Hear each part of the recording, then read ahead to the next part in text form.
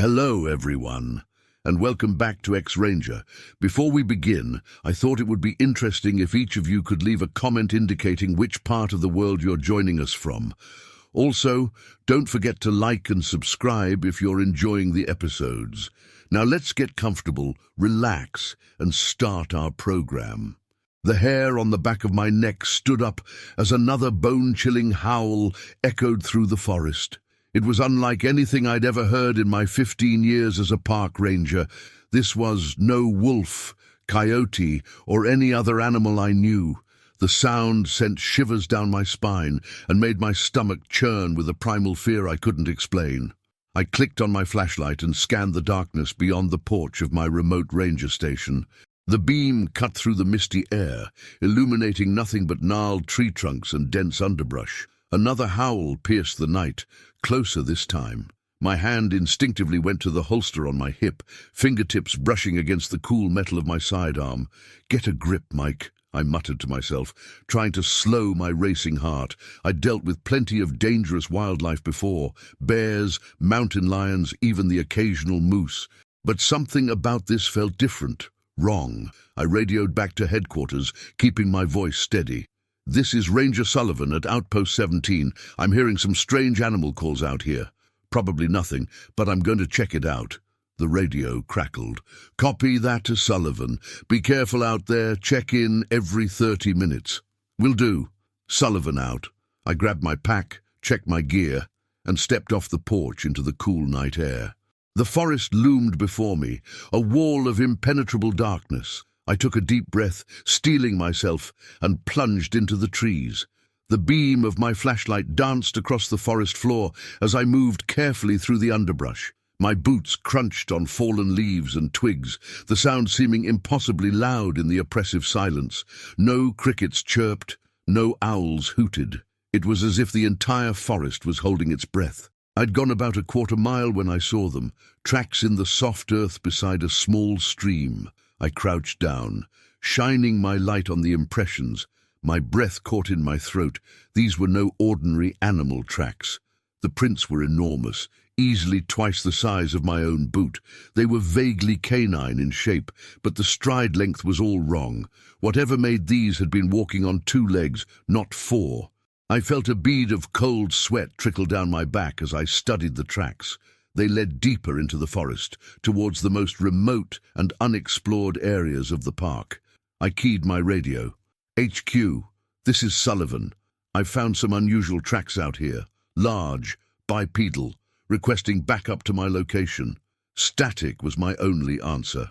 I tried again, adjusting the frequency, but got nothing but white noise. Great. I was on my own. I stood, weighing my options. The sensible thing would be to return to the station and wait for daylight. But my curiosity and sense of duty warred with my instincts. What if there was someone out here, hurt or lost? I couldn't just abandon them to whatever was stalking these woods. With a deep breath, I made my decision. I would follow the tracks, but only for another mile. If I found nothing, I'd turn back and organize a proper search party at first light. I set off, following the strange prints deeper into the wilderness. The forest grew denser, the trees pressing in around me. Gnarled branches clawed at my jacket, and roots seemed to reach up to trip me with every step. Still, I pressed on. The silence was suddenly broken by another howl, so close it made me jump. It was followed by a sound I can only describe as wood knocking on wood. A hollow, percussive noise that echoed through the trees. My heart pounded in my chest as I swung my flashlight around, trying to pinpoint the source. That's when I saw it. A flash of movement in the darkness beyond my light's reach. Something large darted between the trees, just at the edge of my vision. I froze, every muscle in my body tensing. "Hello?" I called out, my voice embarrassingly shaky. "This is Park Ranger Sullivan. Is someone there? Do you need help?" No answer came, but I heard the snapping of branches off to my left. Something was moving through the underbrush, circling around behind me. I spun, my flashlight beam cutting through the darkness, but saw nothing. The wood knocking came again, this time from multiple directions. It was as if I was surrounded. My breath came in short. Panicked gasps as I realized the terrible truth. I was being hunted. I turned to run, no longer caring about stealth or tracking. Pure survival instinct took over as I crashed through the underbrush, branches whipping at my face. I could hear something large moving parallel to me, keeping pace effortlessly. I broke into a small clearing and skidded to a halt, nearly falling. There, illuminated by the pale moonlight filtering through the canopy, stood a figure that defied explanation. It was massive, at least 8 feet tall, and covered in shaggy, dark fur. Its body was powerfully built, with long arms that ended in wickedly curved claws. But it was the creature's face that turned my blood to ice. The muzzle was elongated like a wolf's, filled with gleaming fangs. But the eyes were terrifyingly intelligent, filled with a malevolent hunger that was all too human. For a moment that felt like an eternity, we stood frozen, staring at each other. Then the creature's muzzle pulled back in a snarl, and it let out a bone-rattling howl that shook me to my very core. I ran faster than I've ever run in my life, crashing through the underbrush with no regard for direction or safety. Branches tore at my clothes and skin. Roots threatened to trip me with every step, but I didn't slow down. I could hear the creature behind me, its powerful strides eating up the distance between us. My lungs burned, and my legs felt like lead, but terror kept me moving. I broke through a thicket and found myself at the base of a steep hill. Without hesitation, I began to climb, using roots and rocks as handholds to pull myself up the incline. A snarl from below spurred me on. I risked a glance back and immediately wished I hadn't. The creature was at the base of the hill, its powerful legs coiling beneath it. With a leap that defied belief, it began to bound up the slope, covering in a single stride what had taken me several desperate scrambles. I reached the top of the hill and found myself on a narrow ridge.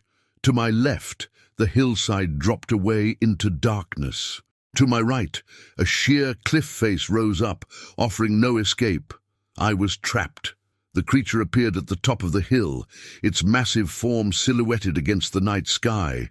It advanced slowly now, almost casually, as if it knew its prey was cornered.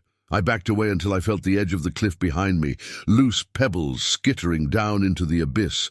My hand went to my holster, and I drew my sidearm with trembling fingers. The creature paused, cocking its head as if curious about this new development. I raised the gun, aiming at the center of its broad chest. "Stay back!" I shouted, my voice cracking with fear. "I don't want to shoot you, but I will if I have to." The creature's only response was a low, rumbling growl that I felt in my bones. It took another step forward, massive claws digging into the earth. I squeezed the trigger. The gunshot was deafening in the quiet night. The creature jerked back, more startled by the noise than hurt by the bullet.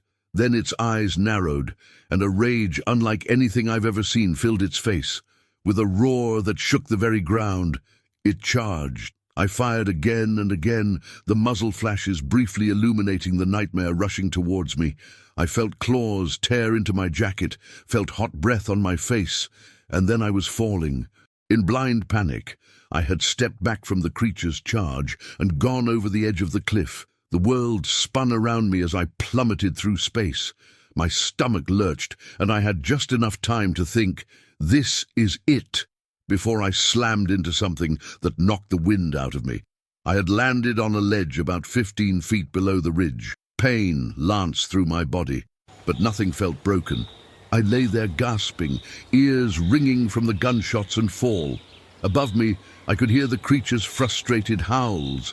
Slowly, carefully, I pulled myself to my feet.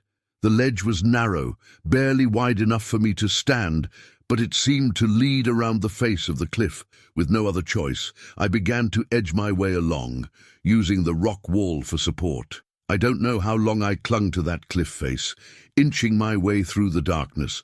My whole body ached, and fear of the creature above warred with the very real danger of losing my footing and plunging to my death. Finally, after what felt like hours, the ledge widened and sloped down to meet the forest floor. On shaky legs, I stumbled back into the trees, my only thought to put as much distance between myself and that thing as possible. The sky was just beginning to lighten with the first hints of dawn when I stumbled out onto the access road leading to my ranger station. I collapsed to my knees, exhausted and in shock. That's where the search party found me an hour later. I told them everything, the howls, the tracks, the terrifying creature that had hunted me through the night. They listened politely, exchanged worried glances, and gently suggested I might be suffering from exhaustion and dehydration. But I know what I saw. I know it's still out there, in the deepest, darkest parts of the forest. And sometimes, on quiet nights, when the wind is still, I swear I can hear its howl echoing through the trees, a reminder that there are some things in this world beyond our understanding, some creatures that defy explanation. And I pray I never encounter it again. Story 2. I jolted awake to the sound of splintering wood and tearing fabric. For a moment, I lay frozen in my sleeping bag, heart pounding, trying to convince myself it was just a dream. Then I heard it again. A loud crash followed by the unmistakable sound of our food cache being destroyed. "Guys, wake up!" I hissed, shaking my tent mates. "Something's out there!" As consciousness returned to my three friends, the magnitude of our situation began to sink in. We were deep in the backcountry, a 3-day hike from the nearest ranger station. Whatever was ransacking our camp was between us and our only source of food for the return journey. I fumbled for my headlamp, hands shaking as I switched it on. The thin nylon of our tent suddenly felt absurdly inadequate as a barrier between us and whatever was out there. "What do we do, Jake?" whispered Sarah, her eyes wide with fear. I took a deep breath, trying to project a calm I didn't feel. "We need to assess the damage. Everyone stay close and make noise. Hopefully, it's just a bear and we can scare it off." Slowly, we unzipped the tent and emerged into the cool night air. The beam of my headlamp swept across our campsite, revealing a scene of utter destruction. Our bare canister lay in pieces, its contents strewn across the forest floor. Shredded wrappers and crushed cans littered the area, but it was the tracks that made my blood run cold. Those aren't bear tracks," muttered Mike, crouching down to examine the impressions in the soft earth. He was right. The prints were huge, easily twice the size of a man's foot, with strange, elongated toes that ended in what looked like claw marks, and they were everywhere, circling our tents, meandering through our camp. Whatever had done this had taken its time, methodically destroying our food supply. A twig snapped in the darkness beyond our campsite, and we all jumped. I swung my light towards the sound, but saw nothing but impenetrable shadows between the trees. Let's get back in the tent," I said, trying to keep the tremor out of my voice. "We'll figure out what to do in the morning." We huddled in our sleeping bags, too wired to sleep. Every snapping branch, every rustle of leaves had us on edge. As the first hints of dawn began to lighten the sky, an overwhelming, nauseating stench permeated the air. It was like rotting meat mixed with wet dog, so strong it made my eyes water. "What is that smell?" gagged Sarah, pulling her shirt up over her nose. Before anyone could answer, a sound echoed through the forest that made the hair on the back of my neck stand up. It was a rhythmic knocking, like someone hitting two pieces of wood together. Knock, knock, knock. It seemed to be coming from all around us. "Okay, that's it," I said, unzipping the tent. "And we need to see what's going on." We emerged into the grey pre-dawn light, the stench even stronger outside the tent. The knocking continued, seeming to move around the perimeter of our camp. We stood close together, scanning the tree line. That's when I saw it. At first, I thought it was just a shadow, a trick of the light in the early morning mist. But as I stared, the shape solidified. It was massive, at least 8 feet tall, covered in dark, matted fur.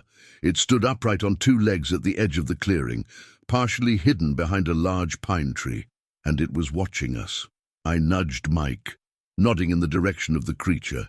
His sharp intake of breath told me he'd seen it too, one by one, we all became aware of the presence lurking just beyond the boundary of our camp.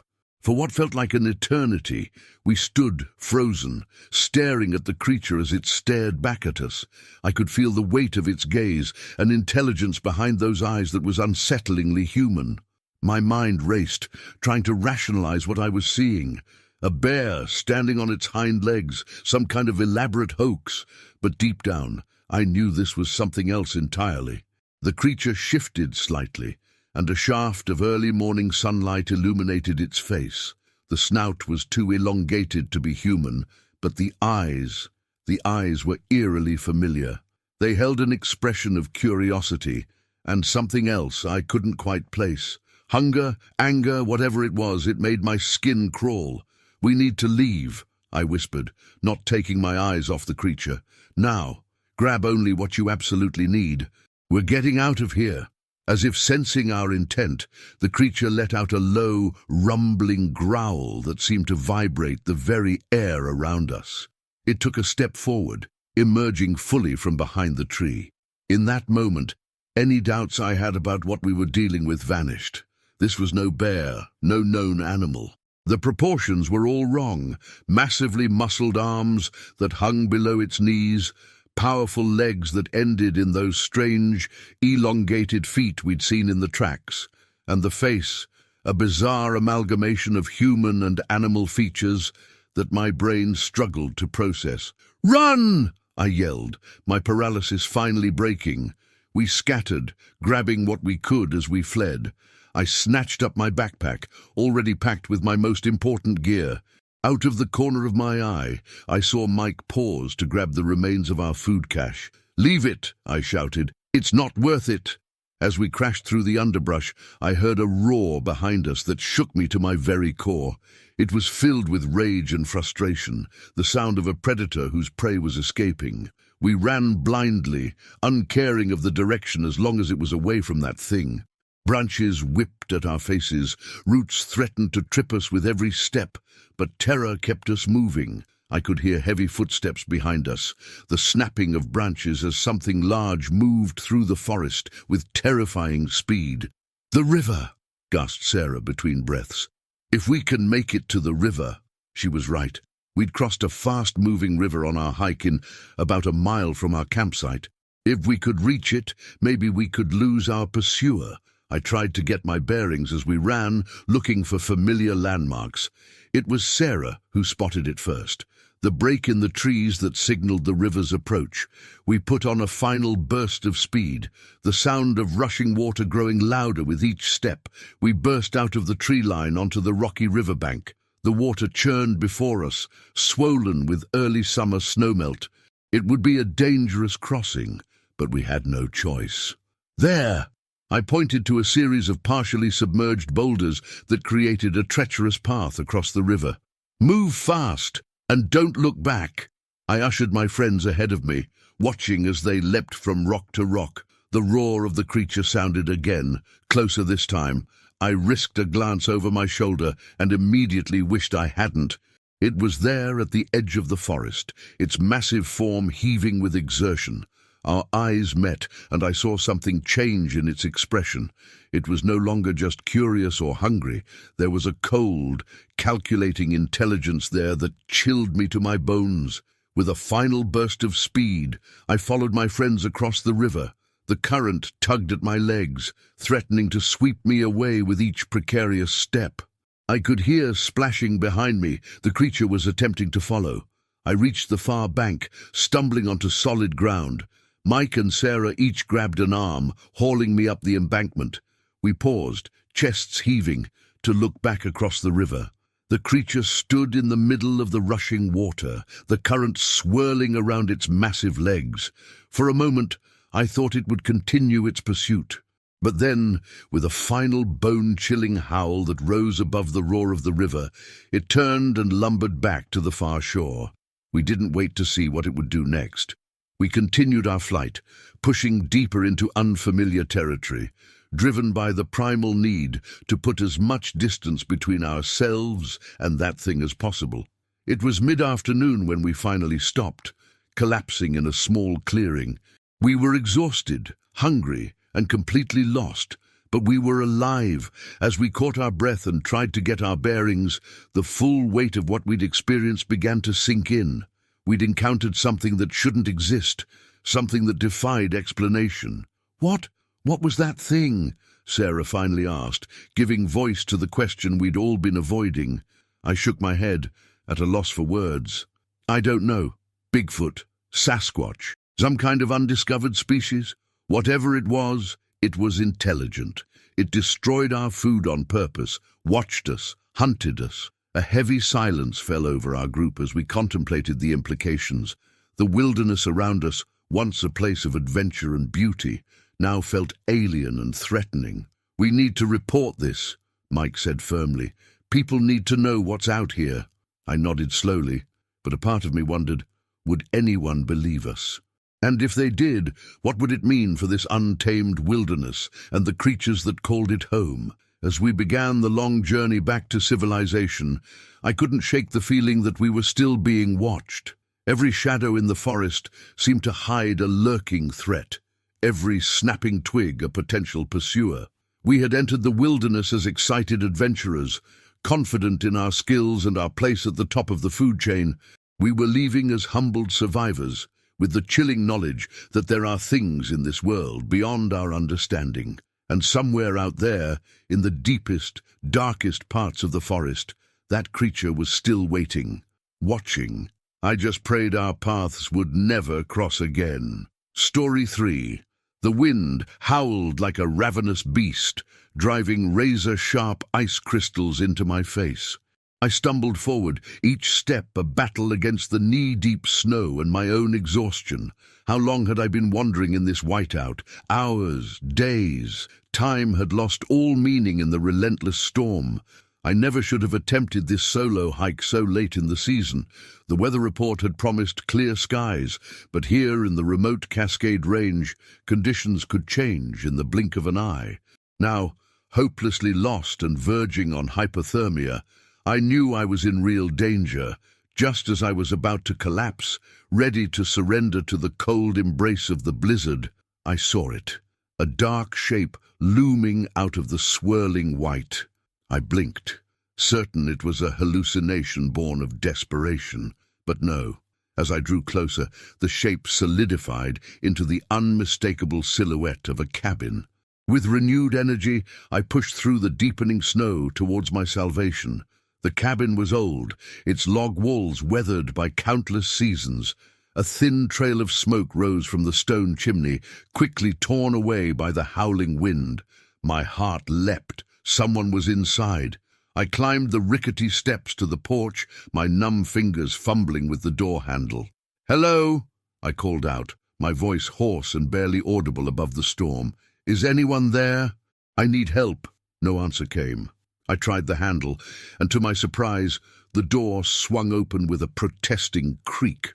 Warmth and the smell of wood smoke washed over me as I stumbled inside, slamming the door shut behind me. The interior of the cabin was dim, lit only by the flickering glow of a dying fire in the hearth. As my eyes adjusted to the gloom, I took in my surroundings. The cabin was sparsely furnished, a rough-hewn table, a couple of chairs, and a narrow bed pushed against one wall. But it was the walls themselves that drew my attention and sent a chill down my spine that had nothing to do with the cold. Every inch of available space was covered in frantic writings and drawings, charcoal sketches, pencil scribbles, even what looked like dried blood in places. And they all depicted the same thing, a monstrous, antlered creature with an emaciated human-like body and a skull-like face. I approached one of the walls, drawn despite my unease. The images were crude, but possessed a feverish intensity that was deeply unsettling. Interspersed with the drawings were snippets of text, scrawled in a shaky hand. "It's coming. Can't sleep. It watches. The Wendigo hungers." A log shifted in the fireplace, sending up a shower of sparks. I jumped, my heart racing. What kind of madness had I stumbled into? But as unsettling as the cabin was, it was still shelter from the deadly storm outside. I had no choice but to stay, at least until the blizzard passed. I shrugged off my ice-encrusted backpack and began to peel away layers of frozen clothing. As feeling returned to my extremities in painful pins and needles, I set about reviving the fire. Soon, a cheerful blaze was crackling in the hearth, pushing back the shadows and filling the cabin with warmth. As I huddled close to the fire, my gaze was continually drawn back to the unnerving artwork covering the walls. Who had created these images, and where were they now? The cabin showed signs of recent habitation. Fresh ashes in the fireplace, dirty dishes on the table. Had the occupant simply stepped out, only to be caught in the same storm that had nearly claimed me? Or had something more sinister occurred? I shook my head, trying to dispel such morbid thoughts. I was safe, warm, and out of the storm. That was all that mattered. Once my clothes had dried and I'd regained some strength, I'd try to radio for help using my emergency beacon. As the adrenaline of survival faded, exhaustion crashed over me in waves. I fought to keep my eyes open, but the warmth of the fire and the soft crackle of burning wood were a siren song I couldn't resist. Despite my unease about my surroundings, I felt myself drifting off. A loud thump from outside jolted me awake. I sat up, disoriented, unsure how long I'd been asleep. The fire had died down to glowing embers, leaving the cabin in deep shadows. Another thump sounded, followed by the unmistakable sound of footsteps on the cabin's roof. My breath caught in my throat as I remembered the drawings covering the walls, the warnings about something watching, hunting. Surely it was just the wind or snow falling from overloaded branches. It had to be. But then I heard it, a sound that turned my blood to ice, a low, guttural moan that was neither human nor animal, filled with an otherworldly hunger that sent primal shivers of fear through my body. I scrambled to my feet, eyes darting around the cabin for a weapon, an escape route, anything. But I knew, with a sinking certainty, that I was trapped. Outside was certain death in the blizzard. In here was something potentially far worse. The footsteps moved across the roof, slow and deliberate. They stopped directly over the door. For a moment, all was silent, save for the pounding of my heart. Then the door began to splinter. Massive claws tore through the wood like it was paper. I backpedaled until I hit the far wall, my eyes fixed on the disintegrating door. Through the widening gaps, I caught glimpses of matted fur, of impossibly long limbs, of antlers silhouetted against the swirling snow. With a final ear-splitting crack, the door gave way, and there, filling the entrance, was a nightmare made flesh. It was just as the drawings had depicted, yet so much more terrifying in its reality. The creature stood at least 8 feet tall, its body a corpse-like mockery of the human form. Papery skin stretched tight over protruding bones, and ragged fur hung in patches from its emaciated frame. Massive antlers sprouted from its skull-like head, and its eyes glowed with an unholy, hungry light. For an eternal moment we stared at each other. I saw recognition in those glowing orbs, not of me specifically, but of what I represented. Prey, food, a chance to sate its endless hunger. As if sensing my thoughts, a twisted grin spread across its muzzle, revealing rows of needle-sharp teeth. It took a step forward, ducking its antlered head to fit through the doorframe. In that moment, survival instinct took over. I lunged for the fireplace, grabbing a heavy iron poker. It was a futile gesture. What could such a weapon do against this monstrous entity? But I wasn't going down without a fight. The creature paused, cocking its head as if curious about my sudden movement. Then it let out a roar that shook dust from the rafters and charged. I swung the poker with all my might, feeling it connect solidly with the creature's bony arm. But it might as well have been a twig for all the good it did. The Wendigo backhanded me, sending me flying across the cabin to crash into the far wall. Stars exploded behind my eyes as my head cracked against the logs. I slumped to the floor, dazed, tasting blood. Through blurred vision, I saw the creature advancing, taking its time now that its prey was wounded. This was it. This was how I was going to die, torn apart by a monster I'd never believed could exist. I closed my eyes, bracing for the killing blow, but it never came. Instead, I heard a sound that didn't belong, the rhythmic thump of helicopter blades, growing louder by the second. The Wendigo froze, its head snapping towards the door. A moment later, a blinding light flooded the cabin as a searchlight swept across the windows. The creature let out a furious shriek that set my teeth on edge. It glanced back at me, conflict clear in its glowing eyes. Stay for its meal or flee from this new threat. The decision was made as voices began to shout outside, audible even over the helicopter and the storm. With inhuman speed, the Wendigo turned and bounded out of the cabin, vanishing into the swirling snow. A moment later, figures in heavy winter gear rushed in, weapons drawn. "We've got a survivor!" one of them shouted, kneeling beside me. "Can you hear me? Are you all right?" I tried to speak, to warn them about the creature, but no words would come.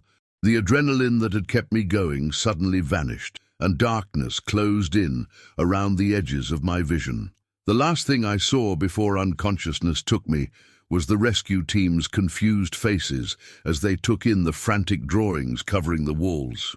I awoke days later in a hospital bed, my body battered but healing. They told me I was lucky to be alive, that the search and rescue team had found me just in time. When I tried to tell them about the Wendigo, about the horrors I'd experienced in that cabin, they exchanged worried glances and spoke in soothing tones about hypothermia and hallucinations. But I know what I saw. I know it's still out there, roaming the snowy peaks, always watching, always hungry. And on cold, dark nights when the wind howls outside my window, I lie awake, wondering if I'll hear that unearthly moan again, the cry of a creature that should not exist, coming to finish what it started in that remote mountain cabin. Story 4. The first image was innocuous enough, a deer grazing in a moonlit clearing. But as I flipped through the trail camera's memory card, my blood ran cold.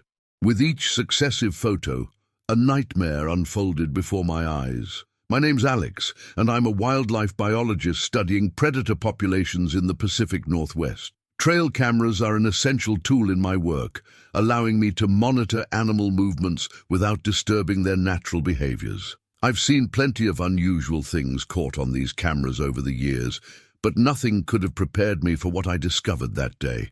It started as a routine check of my equipment.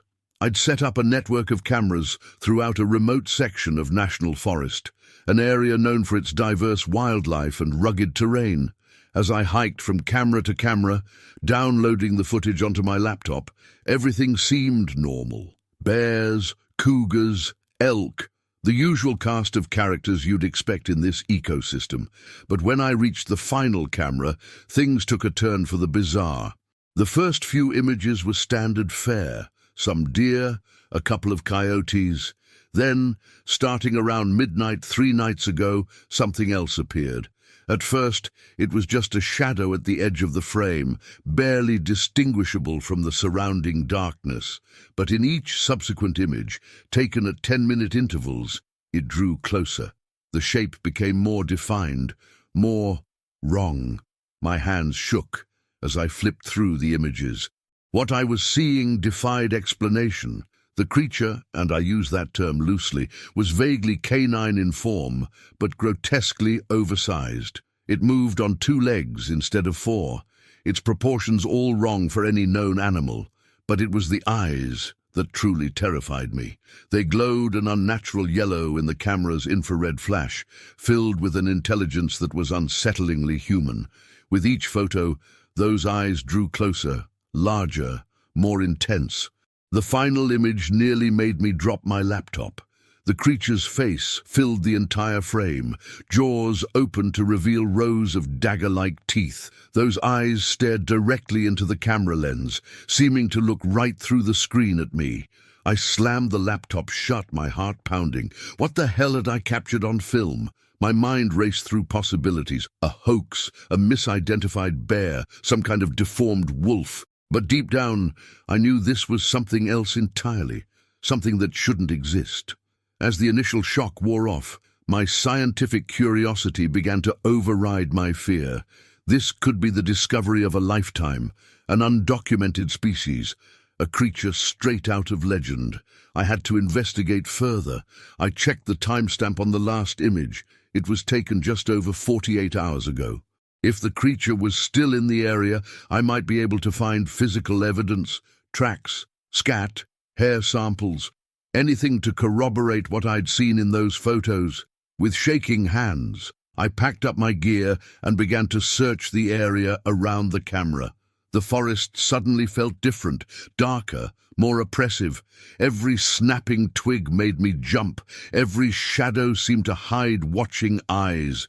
After about an hour of searching, I found them. Tracks in a patch of soft earth near a small stream. They were like nothing I'd ever seen before. Enormous, easily twice the size of a man's foot, with strange, elongated toes ending in claw marks. And they were clearly bipedal, with a stride length that suggested something of immense size. I knelt to examine the prints more closely, taking measurements and photos. As I worked, the hairs on the back of my neck stood up. I had the distinct feeling of being watched. Slowly, I raised my head and scanned the surrounding forest. Nothing seemed out of place, but the feeling persisted. An oppressive silence had fallen over the woods. No birdsong, no rustling leaves, as if every living thing was holding its breath. That's when I heard it.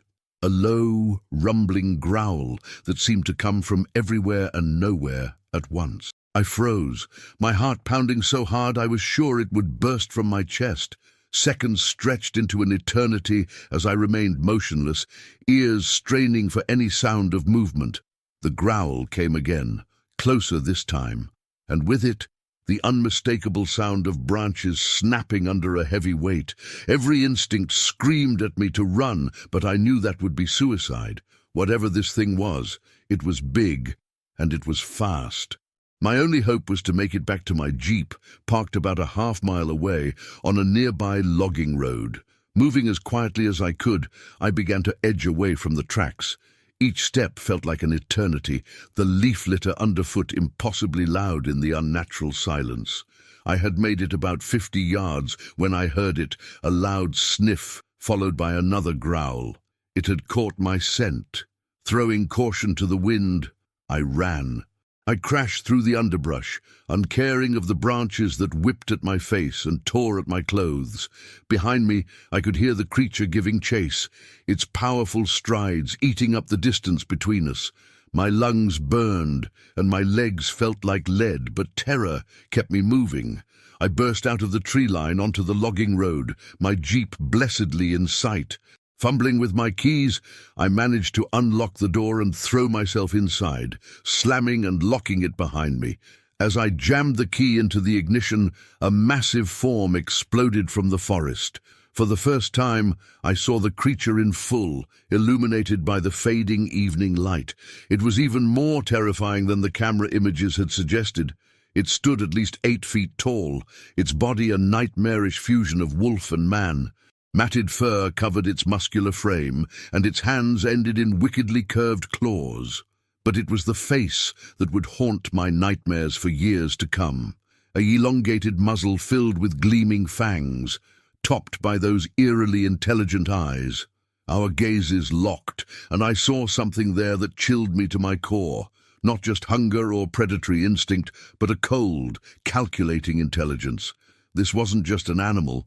It was something more. The engine roared to life, and I slammed the jeep into gear.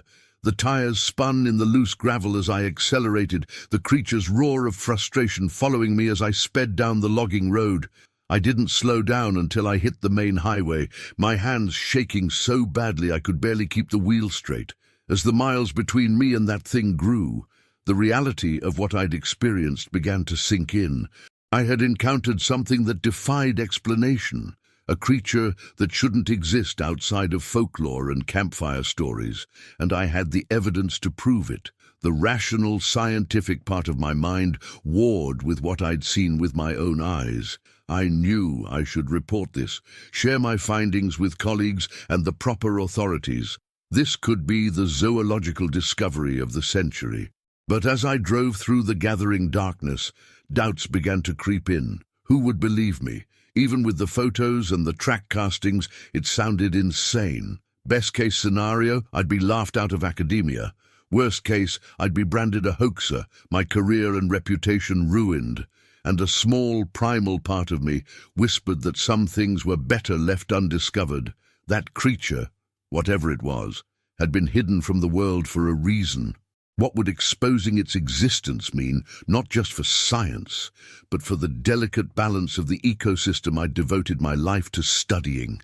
As I pulled into my driveway, exhausted and still shaking from adrenaline, I made my decision. The memory card from the trail camera sat heavy in my pocket.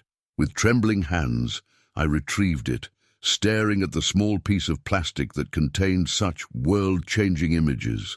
After a long moment, I snapped it in half. The track castings and my field notes followed, consigned to my fireplace. I watched as the flames consumed the evidence, feeling a mixture of relief and regret. I knew I was turning my back on the discovery of a lifetime, but I also knew that I was protecting something ancient and powerful, something that the modern world wasn't ready to face. As I prepared for bed that night, I found myself drawn to the window. The forest loomed dark and mysterious beyond my backyard, and for a moment I could have sworn I saw a pair of gleaming eyes watching me from the shadows. I quickly drew the curtains, but sleep was long in coming. Every time I closed my eyes, I saw that creature's face, those intelligent eyes boring into me. I knew that the memory of what I'd seen would stay with me forever. And I knew, with a certainty that chilled me to my core, that somewhere out there in the darkness, it was still watching, waiting. The primal part of my brain that had driven our ancestors to huddle close to the fire whispered a warning. Some mysteries are better left unsolved, some creatures better left undiscovered. As I finally drifted off to an uneasy sleep, one thought echoed through my mind. In the battle between science and survival, sometimes ignorance truly is bliss. Story 5. I've spent my entire career studying wolves, but nothing could have prepared me for what I witnessed that night in the hidden valley. It defied everything I thought I knew about nature, about reality itself. Even now, as I put pen to paper, my hand trembles at the memory. My name is Dr. Elena Reeves, and I'm a wildlife biologist specializing in wolf behavior and population dynamics. For the past decade, I've been tracking a particularly elusive pack in the remote wilderness of northern Montana. Their range was unusually large, and their behavior patterns didn't quite match what we typically see in gray wolves. It was early autumn when I set out on what I thought would be a routine expedition to check on the pack. The air was crisp, tinged with the first hints of the coming winter. I'd packed enough supplies for a week in the backcountry, my trusty tracking equipment, and a healthy dose of excitement for what I might discover. The first few days were uneventful. I found some scat, a few kills, the usual signs of wolf activity, but on the fourth day, everything changed. I was following a set of tracks that seemed unusually large, even for the alpha of this pack. The stride length was off too, longer than it should have been. At first, I chalked it up to some quirk of the terrain, maybe an optical illusion caused by the way the mud had dried. But as I continued to follow the trail, an uneasy feeling began to grow in the pit of my stomach. The tracks led me deeper into a part of the forest I'd never explored before. The trees here were older, gnarled and twisted into strange shapes. Mist clung to the ground, muffling my footsteps and creating an otherworldly atmosphere. I felt like I had stepped into some primordial realm, untouched by time. As the day wore on, the forest began to thin. I found myself at the edge of a hidden valley, concealed from the outside world by sheer cliffs and dense vegetation. A primal part of my brain screamed that I shouldn't be here, that this place wasn't meant for human eyes. But my scientific curiosity overrode my instincts, and I pressed on. The valley floor was a patchwork of meadows and stands of ancient trees. A crystal-clear stream meandered through the center, fed by a waterfall cascading down one of the cliff faces. In other circumstances, I would have been awestruck by the beauty of the place, but all I could focus on were the tracks. They were everywhere, crisscrossing the valley floor, and they were wrong. Some were clearly wolf prints, but others were something else entirely, larger, with a shape that was almost human, but not quite. My mind reeled, trying to make sense of what I was seeing. As the sun began to set, casting long shadows across the valley, I knew I needed to find a safe place to make camp. I chose a spot near the base of a large oak tree, its gnarled roots providing some natural shelter. As I set up my tent with shaking hands, I couldn't shake the feeling that I was being watched. Night fell quickly in the valley, the darkness seeming to press in from all sides. I huddled in my sleeping bag, straining my ears for any sound of movement outside. The usual nighttime chorus of insects and nocturnal animals was absent, replaced by an eerie silence. Just as I was about to drift off into an uneasy sleep, I heard it, a long, mournful howl that echoed off the cliff walls. But there was something off about the sound. It started as a typical wolf howl, but halfway through it changed, morphing into something that raised the hair on the back of my neck. It was almost human, heart pounding. I unzipped my tent and peered out into the darkness. The full moon had risen, bathing the valley in silvery light, and there, in a clearing about 100 yards away, I saw something that would change my understanding of the world forever. A wolf stood in the moonlight, its silver-grey fur gleaming. But as I watched, frozen in a mixture of terror and fascination, the wolf began to change, its body contorted, bones cracking and reforming, the snout shortened, the limbs elongated. In a matter of minutes, where the wolf had stood, there was now a human figure.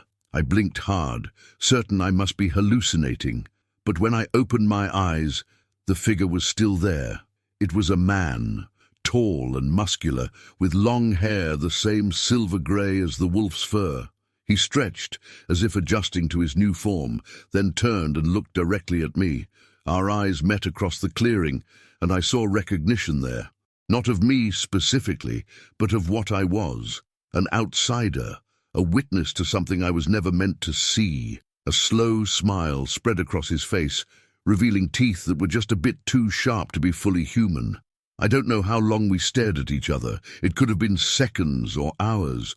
Time seemed to have lost all meaning in this hidden valley. Finally, the man-wolf turned away, melting into the shadows at the edge of the clearing. I remained frozen in place, my mind struggling to process what I had just witnessed. Werewolves were the stuff of legend, of cheesy B-movies and young adult novels. They weren't real. They couldn't be real. And yet, I had seen it with my own eyes. As the initial shock began to wear off, my scientific mind kicked into overdrive. If what I had seen was real, and some part of me still doubted it, it would rewrite everything we thought we knew about biology, about the very nature of reality itself. I needed evidence. With shaking hands, I grabbed my camera and laptop. I began to document everything, the tracks, the clearing where I had witnessed the transformation, my own observations. I worked feverishly through the night, afraid that if I stopped, I would wake up and find it had all been a dream. As dawn broke, painting the sky in hues of pink and gold, I heard movement in the underbrush. Looking up from my notes, I saw them, a pack of wolves emerging from the forest. But these were no ordinary wolves.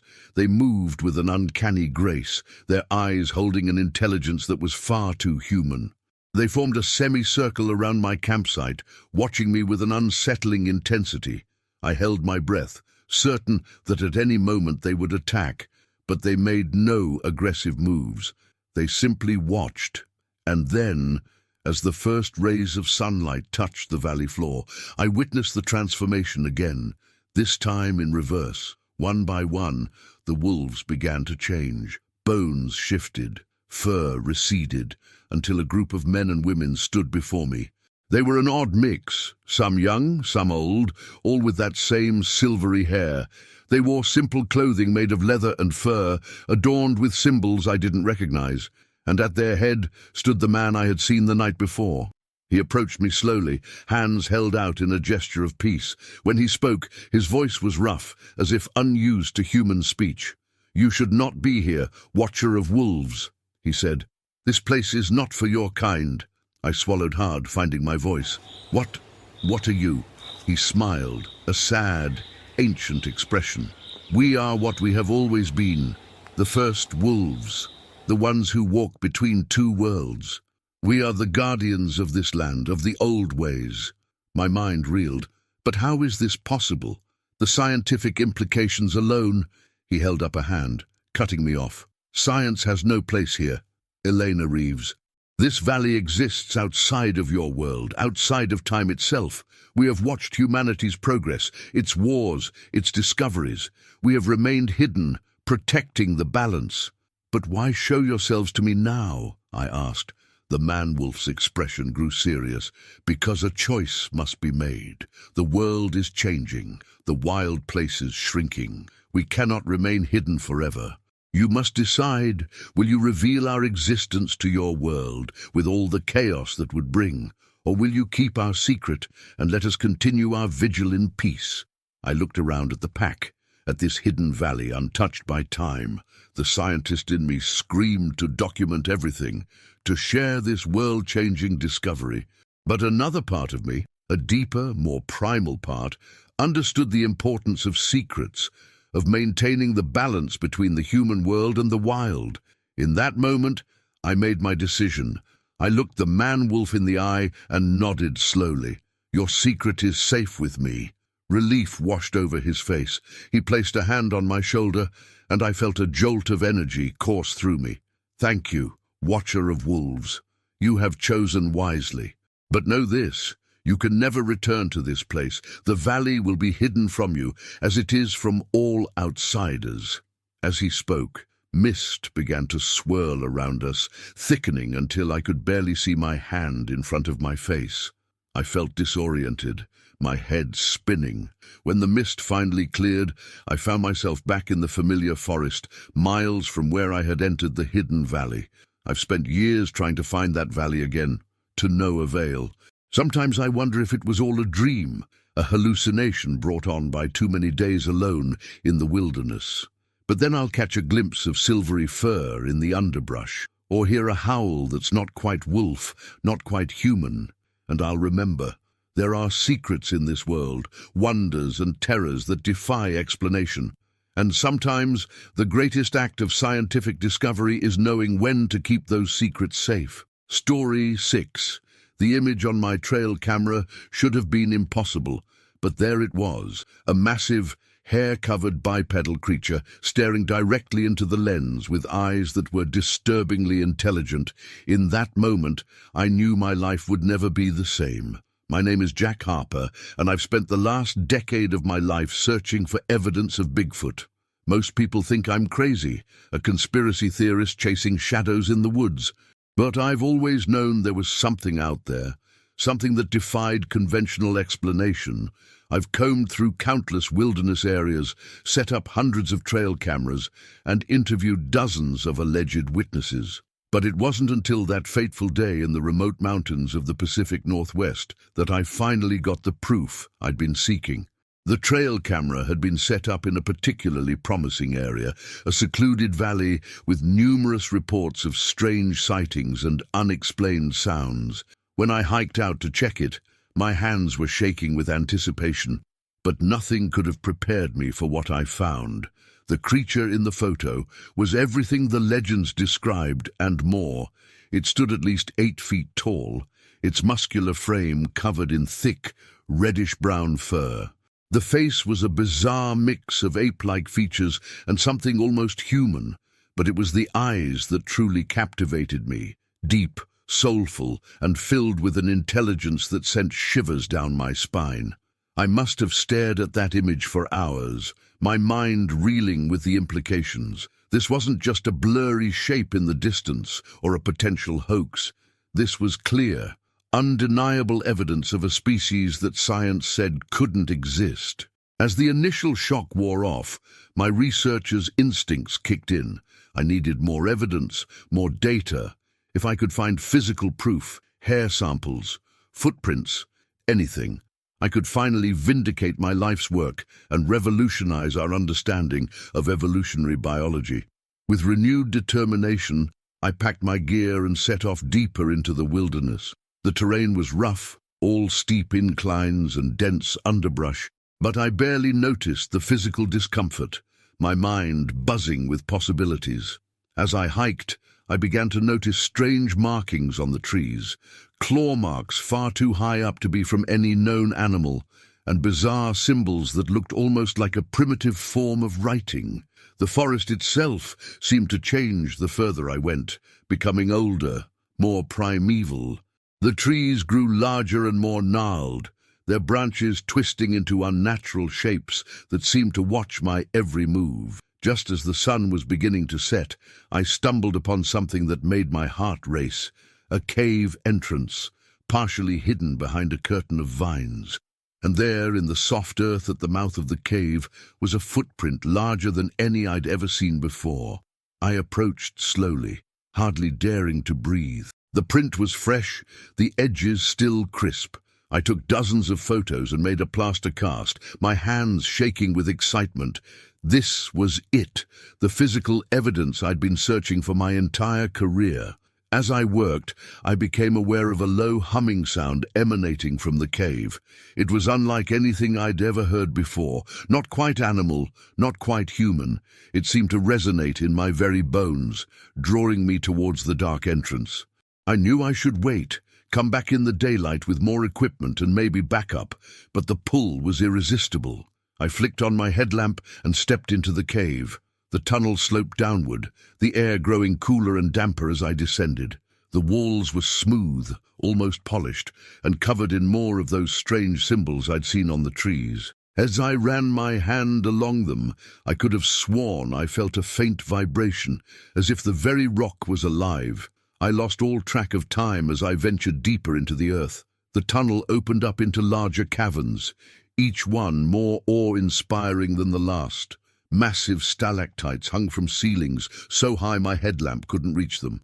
Underground rivers rushed through channels carved over millennia, and everywhere signs of inhabitation.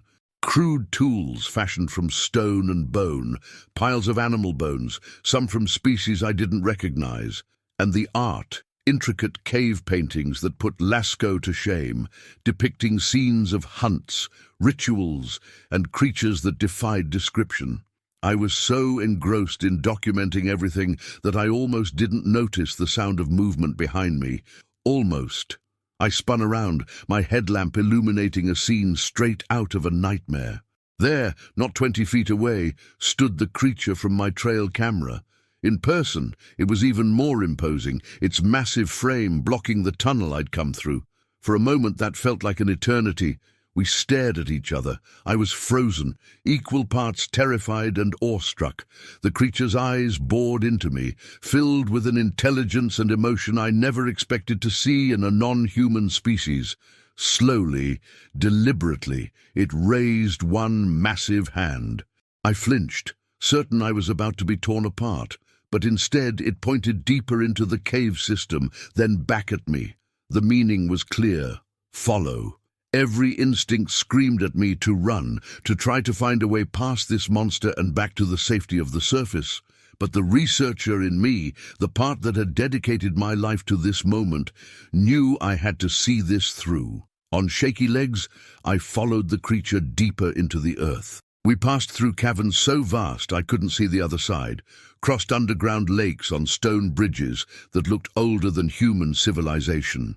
All around us, I began to see more of the creatures, some as large as my guide, others smaller, perhaps juveniles. They watched our passage with curious eyes, but made no move to interfere. I felt like Alice tumbling down the rabbit hole, discovering a world that shouldn't exist, that defied everything I thought I knew about reality. Finally, we entered a cavern unlike any I'd seen before. The walls glowed with a soft, blue-green light that seemed to pulse in time with that strange humming I'd heard earlier. In the center of the chamber stood a rough-hewn stone altar, covered in carvings that made my eyes hurt to look at directly. My guide gestured for me to approach the altar. As I did, the humming grew louder, the light pulsing faster. I felt dizzy, my perception of reality starting to fray at the edges. That's when I saw them. Flashes of images, memories that weren't my own. I saw the creatures, the Sasquatch, Bigfoot, whatever you want to call them, living alongside early humans, guiding them, protecting them.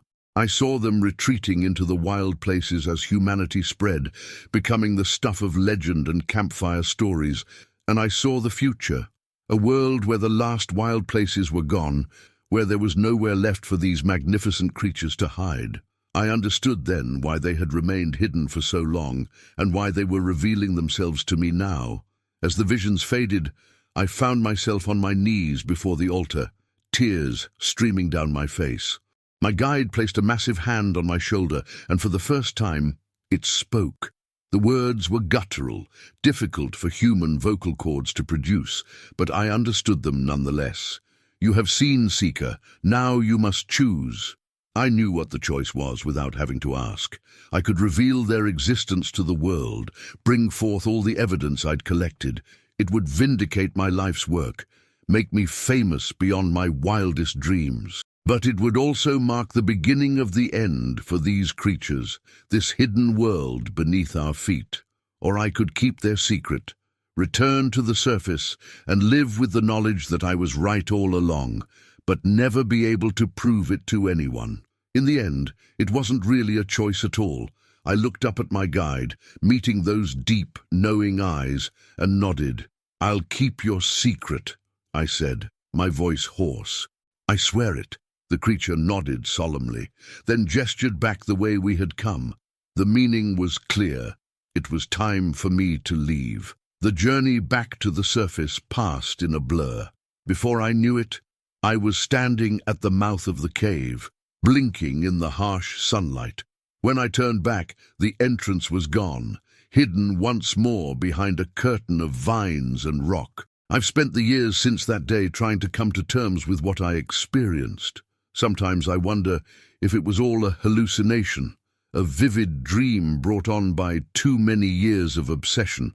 But then I'll catch a glimpse of movement in the deep woods, or hear a sound that doesn't quite fit, and I'll remember. There are wonders in this world beyond our understanding, secrets that may be better left uncovered.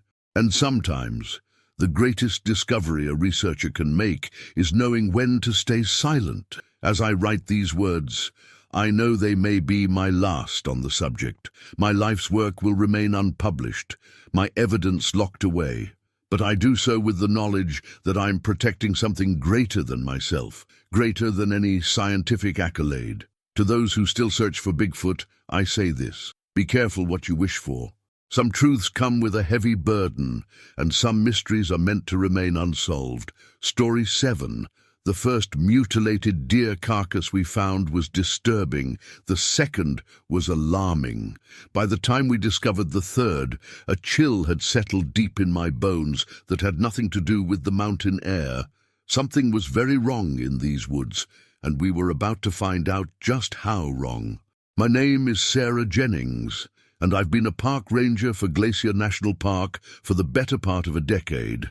I thought I'd seen it all, from lost hikers to aggressive grizzlies. But nothing in my training could have prepared me for what we encountered in that godforsaken valley. It started with reports from hikers about aggressive wildlife behavior in a remote area of the park. Normally, we'd chalk it up to a territorial bear or maybe a mountain lion with cubs, but the descriptions were off. Witnesses spoke of creatures moving on two legs, of eyes glowing in the darkness, of howls that sounded almost human. After the third report in as many weeks, my supervisor decided it was time to investigate. He assembled a team of 4 of us: myself, veteran ranger Tom Blackhawk, wildlife biologist Dr. Emily Chen, and Steve Kopetsky, our resident tracker and survival expert. We set out at dawn, our packs heavy with supplies for a multi-day expedition. The area in question was deep in the backcountry, a good 2-day hike from the nearest road. As we trekked through the wilderness, I couldn't shake a growing sense of unease. The forest felt different somehow, quieter, more watchful. It was late afternoon, on the second day, when we found the first carcass. At first glance, it looked like a typical predator kill, a young deer, its throat torn out. But as Dr. Chen examined it more closely, her face grew pale. "This isn't right," she muttered, probing the wounds with a gloved hand. "The bite radius is all wrong for a wolf or a bear, and look at these claw marks. They're almost like hands." We exchanged uneasy glances. No one wanted to say what we were all thinking. We marked the location and pressed on, the mood considerably more tense than before. The second carcass, found early the next morning, was even worse. This time it was an elk, and the level of violence was shocking. It had been quite literally torn apart, bones snapped like twigs, organs strewn about, and the tracks around it. 2 legs, Steve said, crouching to examine a print.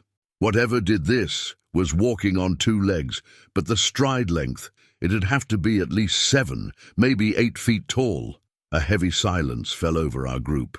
We were trained professionals, used to dealing with the dangers of the wilderness, but this was something else entirely. As we continued our trek, following the trail of destruction, the forest around us began to change.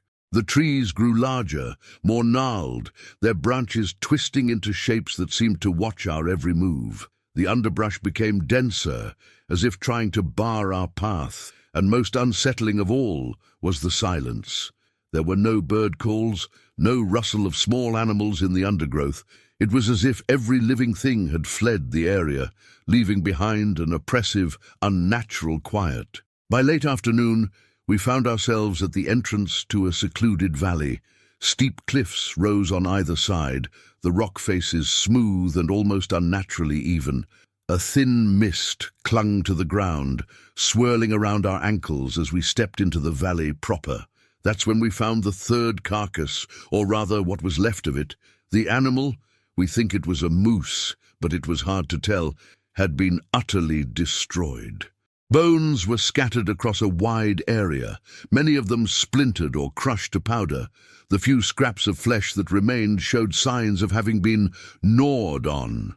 As Dr. Chen knelt to examine the remains, I saw Tom stiffen, his hand going to the sidearm at his hip. "Do you hear that?" he whispered. We all froze, straining our ears. At first, I heard nothing but the pounding of my own heart. But then, faintly, I caught it. A low, guttural sound, somewhere between a growl and a moan, and it was coming from all around us. "We need to leave," Steve said, his usually calm voice tinged with panic. "Now." But as we turned to retrace our steps, we realized with growing horror that the mist had thickened, obscuring the way we had come.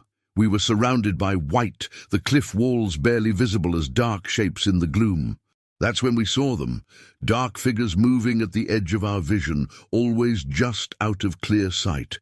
They were huge, easily 7 or 8 feet tall, with powerful, hunched frames that spoke of predatory strength. "Form a circle," Tom barked, drawing his weapon. "Back to back. Whatever these things are, we don't let them separate us." We huddled together, our hearts racing. The shapes circled us, drawing ever closer.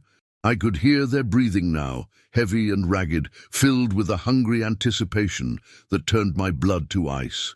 Suddenly, the mist parted, and one of the creatures stepped into full view. I felt my breath catch in my throat, my mind struggling to process what I was seeing. It was like a wolf, but grotesquely wrong. It stood on 2 legs, its body a nightmarish fusion of human and canine features. Matted fur covered rippling muscles, and wicked claws tipped its all-too-human hands. But it was the face that would haunt my nightmares for years to come, a long, canine muzzle filled with gleaming fangs, topped by eyes that glowed with an unnatural intelligence. For a moment that felt like an eternity, we stared at each other, I saw recognition in those inhuman eyes, not of me specifically, but of what I represented. Prey. Then all hell broke loose. The creature let out a bone-chilling howl, and suddenly they were everywhere. Massive, fur-covered bodies crashed into our tight circle, claws slashing and jaws snapping. I heard Steve cry out in pain, saw Tom's gun go flying. What followed was a blur of violence and terror. We fought with everything we had, knives, tree branches, bare hands. I felt claws rake across my back, tasted blood in my mouth. But somehow, miraculously, we managed to break free of the ambush. "Run!" Tom yelled, supporting a badly wounded Steve. "Head for the cliffs." We ran like we'd never run before, the howls and snarls of our pursuers spurring us on. The mist seemed to part before us, revealing a narrow path leading up the cliff face. Without hesitation, we scrambled up the rocky incline. Loose stones skittered under our feet, and more than once I felt the brush of claws just missing my ankles. But driven by pure adrenaline and terror, we climbed faster than should have been humanly possible. Just as my strength was about to give out, I felt hands grabbing me, pulling me up onto a narrow ledge. Tom and Dr. Chen hauled me to safety, then reached down to help Steve, who was pale and bleeding heavily from a gash in his side. Below us, the creatures snarled in frustration, pacing at the base of the cliff. They were powerfully built, but their bulk made them poor climbers. For the moment, we were safe. As the immediate danger passed, the full weight of what we'd experienced began to sink in. We huddled together on that narrow ledge, tending to our wounds as best we could and trying to make sense of the impossible. What were those things? "Doctor?" Chen asked, her voice shaky. Tom shook his head, his face grim. "I've heard stories, legends from my grandfather about skinwalkers, creatures that could take the form of animals, but I never believed." "We need to report this," Steve said weakly. "People need to know what's out here." But as I looked down at the valley below, now shrouded once more in mist, I wasn't so sure. Who would believe us? And if they did, what would it mean for this place, for these creatures that defied scientific explanation? As if reading my thoughts, Tom spoke up. "If we tell anyone about this, they'll come in force. Military, scientists, God knows who else. This valley, whatever secrets it holds, will be destroyed." We fell into a heavy silence, each lost in our own thoughts. The decision we made here, on this precarious ledge, would have far-reaching consequences. In the end, it was Steve who broke the silence. "So we say nothing," he said, his voice stronger now. "As far as the world is concerned, we found evidence of unusually aggressive bear activity. We recommend the area be closed to hikers for the season. Nothing more." One by one, we nodded in agreement. It felt wrong to hide the truth, to potentially put others in danger, but the alternative, exposing this hidden world to the harsh light of modern scrutiny, felt even worse. As the first light of dawn began to break over the valley, we carefully made our way down the cliff face and began the long journey back to civilization. We spoke little, each of us grappling with the weight of what we'd experienced and the secret we now carried. I've replayed that night in my mind 1,000 times since then, questioning our decision, wondering if we did the right thing. Sometimes, when I'm deep in the backcountry and the shadows grow long, I swear I can hear distant howls that are not quite wolf, not quite human, and I'm reminded that there are some mysteries in this world that are better left unsolved, some secrets that are safer kept hidden. For in the dark corners of the wilderness, in hidden valleys shrouded in mist, there are things that defy explanation, things that shatter our understanding of the natural world, and sometimes the only sane response is silence. Story 8. The fog came out of nowhere, thick and impenetrable. One moment I was on a well-marked trail, the next I was stumbling blind through a forest that seemed to have materialized around me. But it wasn't until the mist cleared that I realized just how lost I truly was. My name is Alex Mercer, and I'm an experienced solo hiker. I've tackled some of the toughest trails across North America, from the Appalachian Trail to the Pacific Crest. I thought I was prepared for anything the wilderness could throw at me. I was wrong. It was supposed to be a simple day hike in the Cascade Mountains. I'd done this particular trail a dozen times before, knew every twist and turn like the back of my hand. The weather forecast had promised clear skies and mild temperatures, perfect hiking conditions. The fog rolled in about 2 hours into my hike. At first, I wasn't too concerned. Weather in the mountains can be unpredictable, and I had my GPS and plenty of supplies. I figured I'd wait it out, maybe backtrack a bit if it got too thick. But as the mist deepened, something felt off. The air grew heavy, almost oppressive. Sounds became muffled, distorted. I could have sworn I heard whispers just at the edge of hearing, words in a language I didn't recognize. I tried to retrace my steps, but nothing looked familiar. The trees seemed older, gnarled and twisted into unnatural shapes. The underbrush was dense, filled with plants I'd never seen before. Panic started to set in as I realized my GPS wasn't working. The screen showed nothing but static. Just as I was about to really start freaking out, the fog began to lift. Relief washed over me, but it was short-lived. As the mist cleared, I found myself in a place that shouldn't exist. I stood at the edge of a vast, hidden valley, unlike anything I'd ever seen in the Cascades. Sheer cliffs rose on all sides, their faces smooth and even, as if carved by giant hands. The valley floor was a patchwork of meadows and ancient forests, bisected by a river that gleamed like liquid silver in the sunlight. But it was the structures scattered throughout the valley that really made my breath catch. They looked old, impossibly old. Crumbling stone ziggurats rose from the forest canopy. Massive monoliths stood in geometric patterns across the grasslands, and everywhere strange symbols were carved into rock faces and tree trunks, symbols that seemed to shift and change if I looked at them too long. I stood frozen, my mind struggling to process what I was seeing. This place couldn't exist. I knew these mountains, knew there was no hidden valley like this. It was impossible. As the initial shock began to wear off, my hiker's instincts kicked in.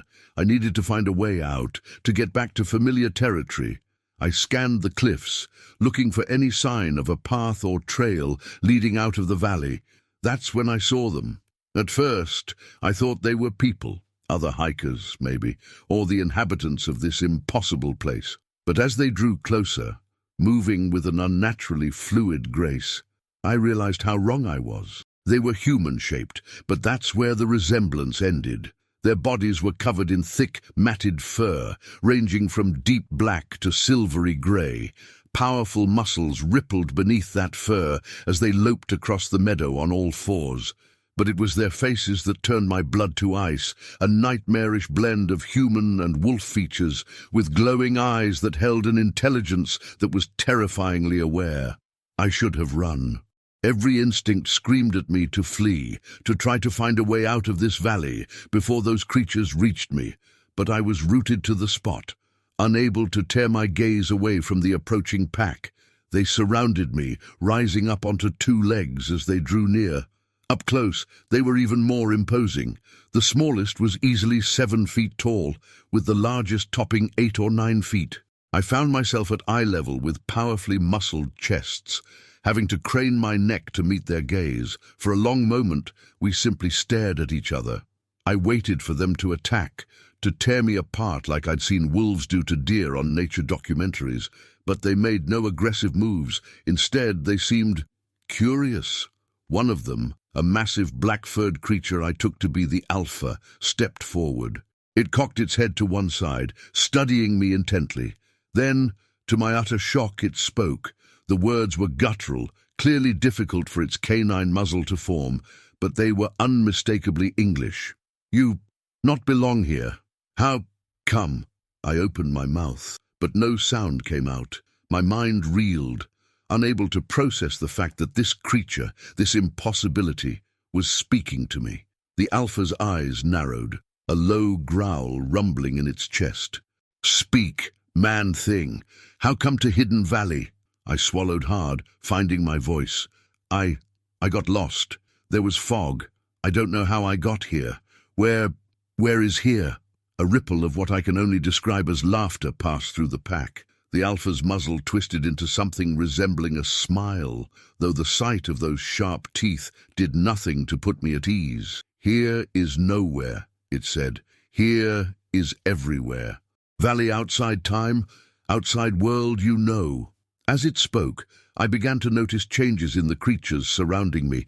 It was subtle at first, a softening of features here, a shift in posture there, but soon it became unmistakable. They were changing, fur receded, muzzles shortened, limbs realigned. In a matter of minutes, I found myself surrounded not by wolf creatures, but by people. They were tall, powerfully built, with an ageless quality to their features. All retained a wild, feral look in their eyes. The alpha, now a man with long black hair streaked with silver, spoke again. His voice was clearer now, though it still held a growling undertone. "We are the first people," he said, "the ones who walked between two worlds. We are guardians of old ways, keepers of ancient magics." He gestured to the valley around us. "Onto this place, sanctuary, hidden from world of men, preserved since time before time. We watch, we wait, we keep balance." My scientific mind rebelled against what I was hearing, what I was seeing. It was impossible. Werewolves didn't exist. Hidden valleys outside of time didn't exist. And yet, here I was. "Why?" I started, then had to clear my throat and start again. "Why are you showing me this? Telling me this?" The alpha's expression grew serious. "World is changing. Wild places shrink. Old magics fade. Soon, maybe, no place left for us, no place left for old ways." He stepped closer, his gaze boring into me. "You are Bridge. Alex Mercer, 1 foot in world of science, 1 foot now in world of magic. You will carry our story." "But who would believe me?" I asked, my voice barely a whisper. A sad smile crossed the alpha's face. "Some will, some must. For sake of balance, for sake of wild things, some must believe." As he spoke, I noticed the mist beginning to creep back into the valley. The structures began to blur, the edges of reality softening. "Time for you to go," the alpha said. "Remember what you have seen, remember us." Before I could respond, the fog engulfed me. I felt dizzy, disoriented. When it cleared, I found myself back on the familiar trail, my GPS beeping cheerfully as it reacquired its signal. For a long time, I simply stood there, trying to process what had happened. Had it been real? A hallucination brought on by altitude and exhaustion? But I could still feel the weight of the alpha's gaze, still smell the wild, musky scent of the pack. I've spent the years since that day trying to make sense of what I experienced. I've researched folklore, delved into quantum physics theories about parallel universes, even consulted with cryptozoologists. I've found hints, suggestions, but nothing concrete. Sometimes I wonder if I imagined it all, but then I'll be out on a trail, and I'll catch a glimpse of movement just at the edge of my vision. I'll hear a howl that sounds almost human, or come across tracks that don't quite match any known animal. And I'll remember the hidden valley, the creatures that walked between two worlds. I'll remember the weight of the secret I now carry, the story I've been entrusted to tell. There are wonders in this world beyond our understanding, hidden places where magic and reality blur. And sometimes, if we're very lucky, or perhaps very unlucky, we might just stumble upon them. As I write these words, I know many will dismiss them as fiction, as the ramblings of a mind affected by too much time alone in the wilderness.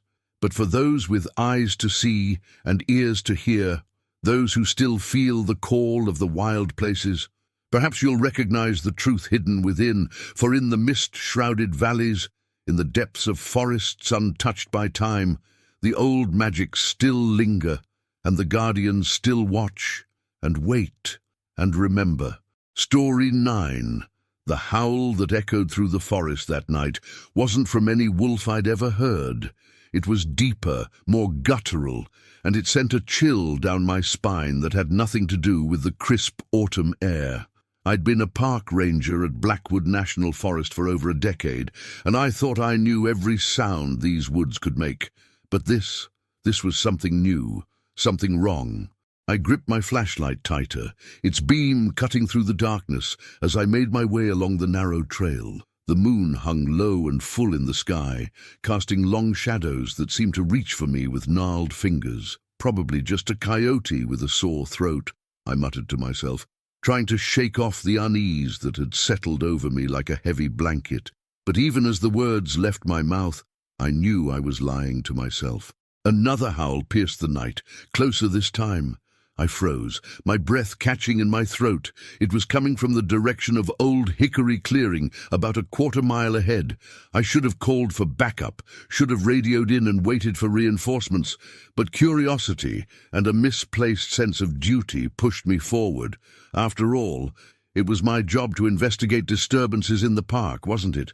The trail widened as I approached the clearing, moonlight spilling through the canopy above. The air grew thick, with an unfamiliar musk, musky and wild, like wet dog, mixed with something else, something I couldn't quite place. That's when I saw it. At first, my mind couldn't make sense of what my eyes were seeing. In the center of the clearing stood a figure, tall and imposing. For a split second, I thought it was a bear rearing up on its hind legs, but bears don't stand that way. And they certainly don't have arms that long or hands that look so disturbingly human. The creature's back was to me, its massive shoulders hunched as it sniffed the air. Coarse, dark fur covered its body, matted in places and gleaming silver in others where the moonlight hit it just right. I stood there, rooted to the spot, my heart pounding so hard I was sure the thing would hear it. Slowly, ever so slowly, I reached for the radio clipped to my belt. If I could just call this in, maybe. The twig snapped under my foot before I even realized I'd taken a step. The creature's head whipped around, and I found myself staring into a face that would haunt my nightmares for years to come. It was a twisted amalgamation of wolf and man, a long snout filled with razor-sharp teeth, pointed ears that swiveled to catch every sound, and eyes. God, those eyes. They glowed with an otherworldly amber light, filled with an intelligence that had no place in an animal's gaze. For a moment that stretched into eternity, we stared at each other. I couldn't move, couldn't breathe. Every instinct screamed at me to run, but my body refused to obey. The creature, the dogman, my mind supplied unhelpfully, took a step toward me. Its movement was fluid, graceful in a way that something that size had no right to be. Another step and another. It was closing the distance between us with terrifying speed. That's when my fight-or-flight response finally kicked in. I turned and ran, my feet pounding against the forest floor as I tore through the undergrowth. Branches whipped at my face, leaving stinging cuts, but I barely noticed. All I could focus on was the sound of heavy footfalls behind me, getting closer with each passing second. I veered off the trail, hoping to lose it in the denser parts of the forest. My lungs burned and my legs felt like lead, but terror kept me moving. I risked a glance over my shoulder and immediately wished I hadn't. The dogman was right there, easily keeping pace, those glowing eyes fixed on me with predatory focus. In my panic, I didn't see the root jutting out from the ground. My foot caught, and I went down hard, the impact knocking the wind out of me. I scrambled to get up, but a searing pain shot through my ankle, sprained, maybe broken. It didn't matter. I wasn't going anywhere. I rolled onto my back, fumbling for my sidearm. My fingers closed around the grip just as a massive shadow loomed over me. The dogman stood there, its hot breath washing over me in panting gusts that reeked of blood and decay. I raised the gun with shaking hands, but before I could get a shot off, the creature's hand shot out, knocking the weapon away with ease. The gun disappeared into the underbrush, leaving me completely defenseless. This was it. This was how I was going to die. Torn apart by something that shouldn't exist, deep in the woods where no one would find my body for days, maybe weeks. The dogman leaned in close, its snout just inches from my face. I could see my terrified reflection in its eyes, hear the low growl rumbling in its chest. I squeezed my eyes shut, waiting for the end, but the killing blow never came. Instead, I felt something warm and wet drag across my cheek. My eyes flew open in shock. The creature had licked me. I lay there, paralyzed with confusion and fear, as the dogman sniffed at me intently. Its nose twitched, taking in my scent. Then, to my utter disbelief, it sat back on its haunches, regarding me with what I could only describe as curiosity. What are you?" I whispered, my voice hoarse and trembling. The dogman's ears perked up at the sound of my voice. It tilted its head to the side, reminding me bizarrely of a confused puppy. Then it did something that shook me to my core. It spoke. "Friend." The word came out as a gravelly rumble, barely recognizable as English. "No harm." I blinked. Sure, I was hallucinating. Maybe I'd hit my head when I fell. But no, the creature was still there, watching me with those intelligent eyes. You can talk?" I asked, struggling to sit up despite the pain in my ankle. The dogman nodded, a surprisingly human gesture. Some words. Hard. My mind reeled, trying to process what was happening. This creature, this thing that I'd been certain was going to kill me, was attempting to communicate. I had so many questions, but all I could manage was a weak, "Why were you chasing me?" "Protect," it growled. "Humans hurt forest, you different. Smell like forest." I almost laughed at the absurdity of it all. Here I was, having a conversation with a creature straight out of a cryptozoologist's wildest dreams, and it was telling me I smelled good. "I'm a park ranger," I explained, not sure why I felt the need to clarify. "It's my job to protect the forest too." The dogman's ears twitched, and I swore I saw something like approval in its eyes. It leaned forward, extending one massive paw towards me. I flinched instinctively, but it merely pointed at my injured ankle. "Hurt," it said. "Help." I hesitated, every rational part of my brain screaming that this was insane. But something in the creature's eyes, some spark of genuine concern, made me nod. With surprising gentleness, the dogman scooped me up in its arms. I was acutely aware of the raw power in its muscles, of how easily it could tear me apart if it wanted to, but its touch remained careful, almost tender. It carried me through the forest, moving with a sure-footedness that spoke of intimate familiarity with the terrain. We arrived at the base of a massive old oak tree, its trunk split to form a natural hollow. The dogman set me down carefully, then disappeared into the hollow. It returned moments later with a handful of leaves and some kind of moss. "Medicine," it explained, crushing the leaves in its paw and applying the paste to my swollen ankle. The effect was almost immediate, a cool, numbing sensation that eased the pain considerably.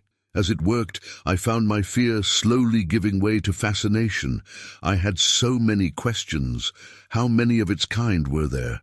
How long had they lived in these woods? How had they managed to stay hidden for so long?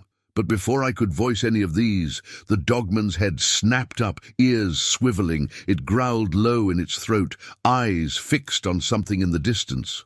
"Others come," it said, rising to its full, imposing height. "Must go." "Wait!" I called out as it turned to leave. Will I see you again?" The creature paused, looking back at me with those eerily intelligent eyes. For a moment, I thought I saw the ghost of a smile on its wolfish features. "Perhaps," it rumbled, "if forest needs." And with that, it was gone, melting into the shadows as if it had never been there at all.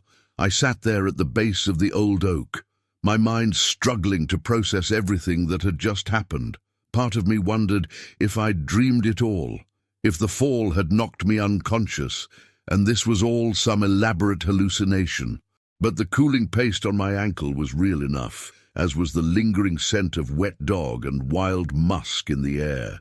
As I heard the distant shouts of the search party coming to find me, I knew one thing for certain. My understanding of the forest, of nature itself, had been forever changed. There were things out there, creatures that defied explanation, that blurred the line between myth and reality. And I, Sarah Callahan, park ranger of Blackwood National Forest, had just become their secret keeper. Story 10. The cabin loomed before us, a dark silhouette against the twilight sky. We hadn't meant to find it. We hadn't meant to be here at all. But as the sun dipped below the jagged mountain peaks and the temperature plummeted, we didn't have much choice. It was shelter or freezing to death in the wilderness. If only we'd known then what horrors awaited us inside. My name's Mike, and I've been an avid hiker for years. My buddy Chris and I had tackled some challenging trails before, but the Razorback Ridge was supposed to be our crowning achievement. 5 days of grueling climbs and breathtaking views in one of the most remote mountain ranges in the country. We'd planned for months, checked our gear a dozen times, and felt ready for anything. Anything except getting hopelessly lost on day 2. It started with a wrong turn at a poorly marked fork in the trail. By the time we realized our mistake, clouds had rolled in, obscuring any landmarks we might have used to navigate. We pushed on, hoping to find our way back to the main trail, but each step only took us deeper into uncharted territory. As dusk settled in, the reality of our situation became clear. We were lost in the mountains. Temperatures were dropping fast, and we had no idea where the nearest shelter might be. That's when we saw it, a flicker of moonlight reflecting off something in the distance. Hope surged through me as we approached. It was a cabin, old and weather-beaten, but still standing, a haven in the wilderness. "Thank God," Chris muttered, his breath frosting in the chill air. I thought we were done for?" I nodded, too relieved to speak as we stumbled towards the structure. The wooden steps creaked ominously under our weight as we climbed onto the porch. I reached for the door handle, half expecting it to be locked, but it swung open with a groan that seemed to echo through the surrounding forest. The interior was pitch black. I fumbled for my flashlight, the beam cutting through the darkness to reveal a single room. Dust motes danced in the light, stirred by our entrance. The cabin was sparsely furnished, a small table with 2 chairs, a pot-bellied stove in one corner, and a set of bunk beds against the far wall. "Looks like we lucked out," I said, trying to inject some optimism into my voice. But even as the words left my mouth, I felt a creeping unease. Something about this place felt off. Chris didn't seem to notice. He was already shrugging off his backpack and stretching his tired muscles.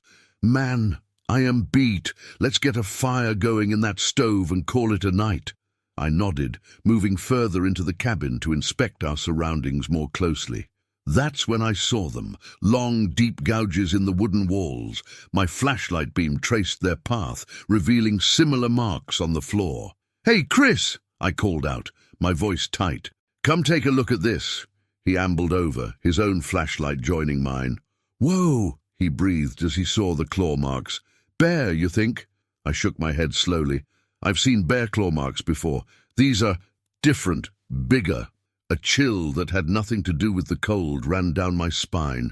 I swept my light across the floor, and that's when I saw them. Footprints. Massive footprints, easily twice the size of my own boot, pressed into the layers of dust on the wooden floor. "What the hell made those?" Chris whispered, his earlier enthusiasm evaporating. Before I could answer, a sound from outside froze us both in place. A low, rumbling growl that seemed to vibrate the very air around us. It was unlike anything I'd ever heard before. Not quite bear, not quite wolf, but something terrifyingly in between. We exchanged a panicked glance, all thoughts of rest forgotten. Whatever had made those claw marks, whatever had left those footprints, it was out there, and it was close. "We need to get out of here," I hissed, already grabbing for my backpack. Chris nodded frantically, fumbling with his own gear, but as we turned towards the door, ready to brave the wilderness again, the growl came again, louder this time, and right outside the cabin. "Ah, the window," Chris mouthed, pointing to a small opening on the side wall. I nodded, and we crept towards it as silently as we could. The ancient glass was grimy, but through it I could make out the shadowy shapes of trees in the moonlight. And then something moved. At first I thought it was just a shadow, a trick of the light, but as I watched, the shadow took form. It was huge, easily 7 or 8 feet tall, with a broad, powerful build. Fur covered its body, matted and shaggy in the pale moonlight. But it wasn't the size that made my blood run cold. It was the way it moved, on 2 legs, with an almost human gait. Sasquatch, Chris breathed beside me, his voice a mix of awe and terror. I wanted to scoff, to tell him that Bigfoot wasn't real, but the evidence was right there in front of us, lumbering around the clearing in front of the cabin. We stood there, barely breathing, as the creature circled the cabin. It seemed to be sniffing the air, its massive head swinging from side to side. I prayed it wouldn't pick up our scent, that the musty odor of the old cabin would mask our presence. For a moment, it seemed like our prayers had been answered. The beast turned away, moving back towards the tree line. I felt Chris relax slightly beside me. Then, with a speed that defied its massive size, it whirled back around, its eyes, gleaming with an unnatural intelligence, fixed directly on the window where we stood. We scrambled back, hearts pounding. "What do we do?" Chris whispered, panic evident in his voice. I glanced around the cabin, frantically looking for anything we could use as a weapon. My eyes fell on the pot-bellied stove. "The fire," I said. "Big animals are afraid of fire, right?" Without waiting for an answer, I rushed to the stove, thanking whatever gods might be listening that there was still some old firewood stacked beside it. My hands shook as I stuffed newspaper and kindling into the stove, praying I could get a blaze going before the creature decided to come inside. A thunderous impact shook the cabin, dust raining down from the rafters. It was trying to get in. "Hurry!" Chris urged, bracing himself against the door as another blow struck it. I struck a match, silently begging it to catch. The kindling smoldered, then flared to life. I added more wood, stoking the flames as they grew. The door splintered, a massive, hairy arm thrust through the opening. Chris yelled, stumbling back as claws the size of steak knives swiped at him. "Now!" I shouted, grabbing a flaming branch from the stove. Chris did the same, and together we faced the doorway. The creature's face appeared in the broken door, a visage straight out of a nightmare. Its eyes reflected the firelight, giving them a hellish glow. But as it saw the flames in our hands, it hesitated. We waved the burning branches, shouting at the top of our lungs. The beast recoiled, a roar of frustration shaking the walls. But it didn't retreat entirely, hovering just outside, as if weighing its options. "We can't stay here," I said to Chris, keeping my eyes on the doorway. "Sooner or later, it's going to realize the fire can't hurt it from a distance." Chris nodded grimly. "So what's the plan?" I took a deep breath, knowing what I was about to suggest was insane. "We make a run for it, use the fire to keep it at bay, and head for the trees.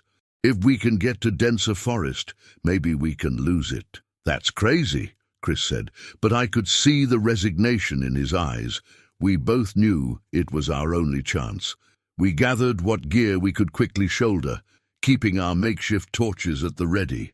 The creature paced outside, its growls a constant reminder of the danger we faced. "On 3, I said, positioning myself by the door. 1, 2, 3! We burst out of the cabin, brandishing our flaming branches. The beast reared back, momentarily startled by our sudden appearance. We used that moment of hesitation to sprint past it, making a beeline for the tree line. I could hear it behind us, its heavy footfalls shaking the ground. The trees loomed ahead, our only hope for salvation. Just as we reached the edge of the forest, I heard Chris cry out. I turned to see him stumble, his ankle turning on a hidden root. The creature was on him in an instant, its massive form blotting out the moonlight. I didn't think, just reacted. I charged back, swinging my burning branch like a club. It connected with the beast's side, eliciting a roar of pain and rage, but it was enough. The creature backed off, giving Chris the moment he needed to regain his feet. We plunged into the forest, the dense undergrowth tearing at our clothes as we ran. The sound of pursuit was ever present, branches snapping and leaves rustling as the creature crashed through the forest behind us. How long we ran, I couldn't say. Time seemed to lose all meaning in the darkness of the forest, with fear and adrenaline driving us forward. But gradually, the sounds of pursuit faded, until all we could hear was our own ragged breathing and the pounding of our hearts. Finally, we collapsed against the trunk of a massive old tree, utterly spent. As the first light of dawn began to filter through the canopy above, we looked at each other, the reality of what we'd just experienced sinking in. "What? What was that thing?" Chris panted, his eyes wide with residual fear. I shook my head, at a loss for words. Everything I thought I knew about the natural world had been turned upside down in a single night. "I don't know," I finally managed, "but I do know one thing." "What's that?" Chris asked. I looked back the way we'd come, half expecting to see a giant, fur-covered form emerging from the shadows. "We're never telling anyone about this, ever." Chris nodded solemnly. "And agreed." As we sat there, waiting for enough light to find our way back to civilization, I couldn't shake the feeling that we'd brushed up against something ancient and unknown. The wilderness, it seemed, still held secrets, dark, terrifying secrets that maybe, just maybe, were better left undiscovered. Story 11. The image on my camera's screen shouldn't exist. It couldn't exist. Yet there it was, clear as day, a massive, hair-covered humanoid figure staring directly into my hidden lens. I felt the hairs on the back of my neck stand up, a chill running down my spine that had nothing to do with the cool forest air. That's when I heard the snap of a twig behind me. My name is Alex Kincaid, and I've been a wildlife photographer for the better part of 2 decades. I've captured images of some of the rarest and most elusive creatures on the planet, but nothing in my career could have prepared me for what I encountered in the depths of the Olympic National Forest.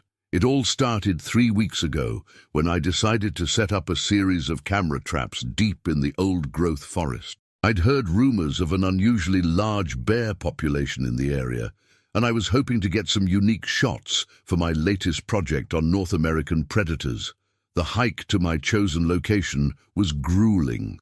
I pushed through dense underbrush, climbed over fallen giants of the forest, and waded through icy streams. By the time I reached the small clearing I'd scouted on satellite imagery, my muscles were aching and my clothes were soaked with sweat despite the cool temperature.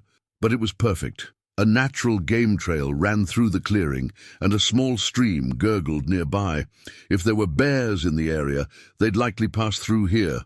I spent the next few hours meticulously setting up my camera traps. Each one was carefully camouflaged and positioned to capture any wildlife that might wander by. As I worked, I couldn't shake the feeling that I was being watched.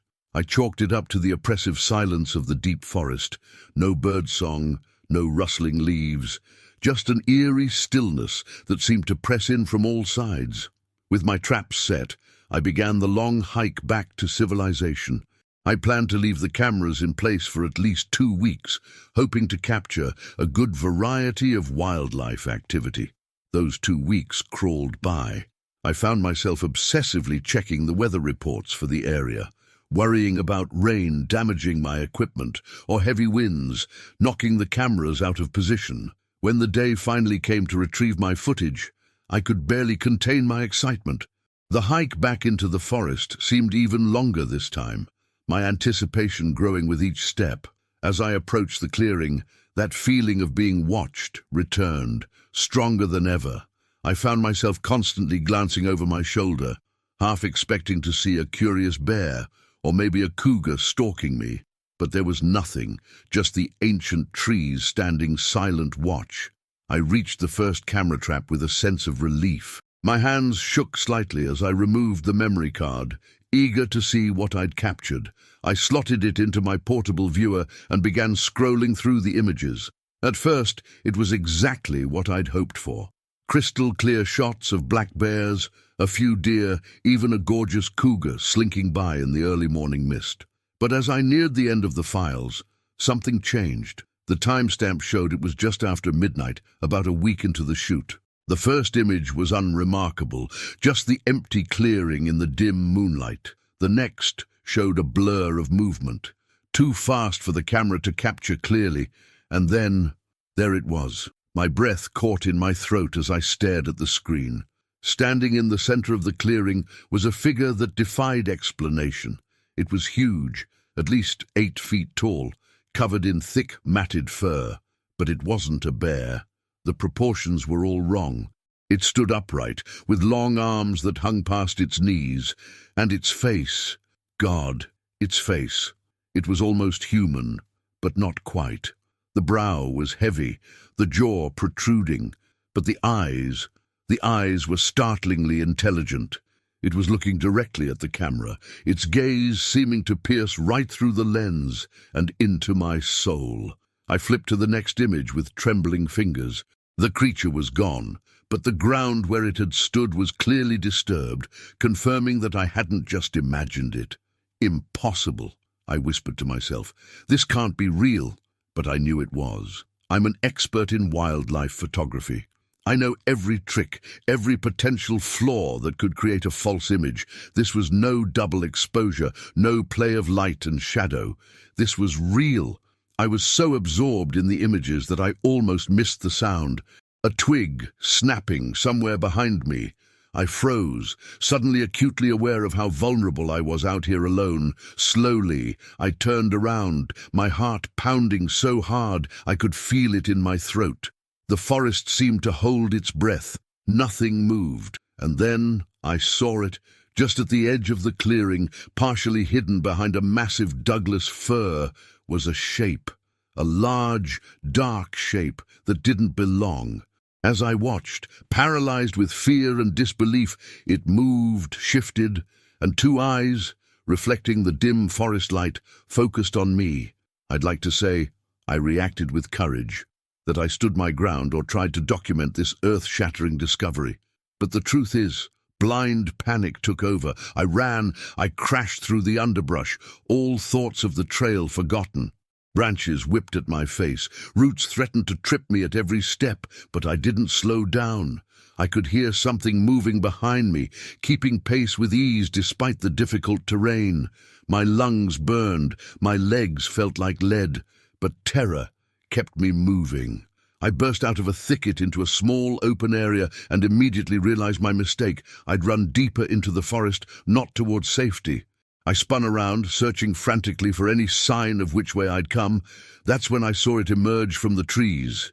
It was even more imposing in person.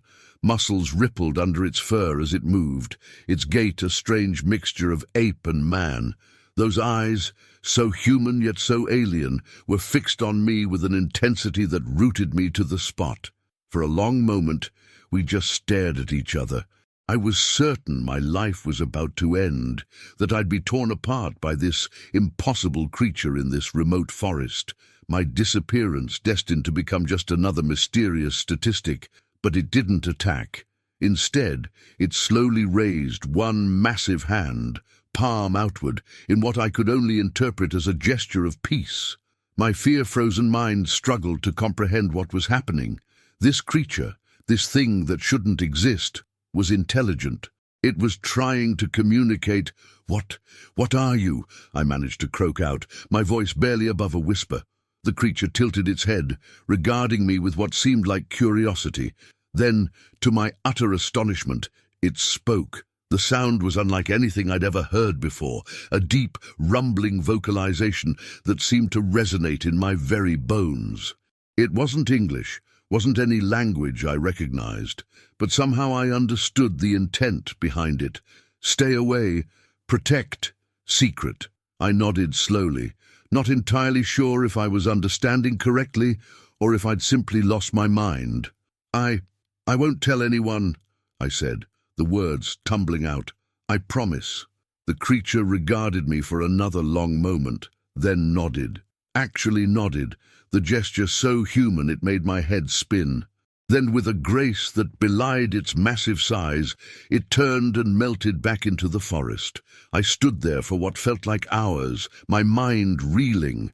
Part of me wanted to follow it, to learn more about this incredible being.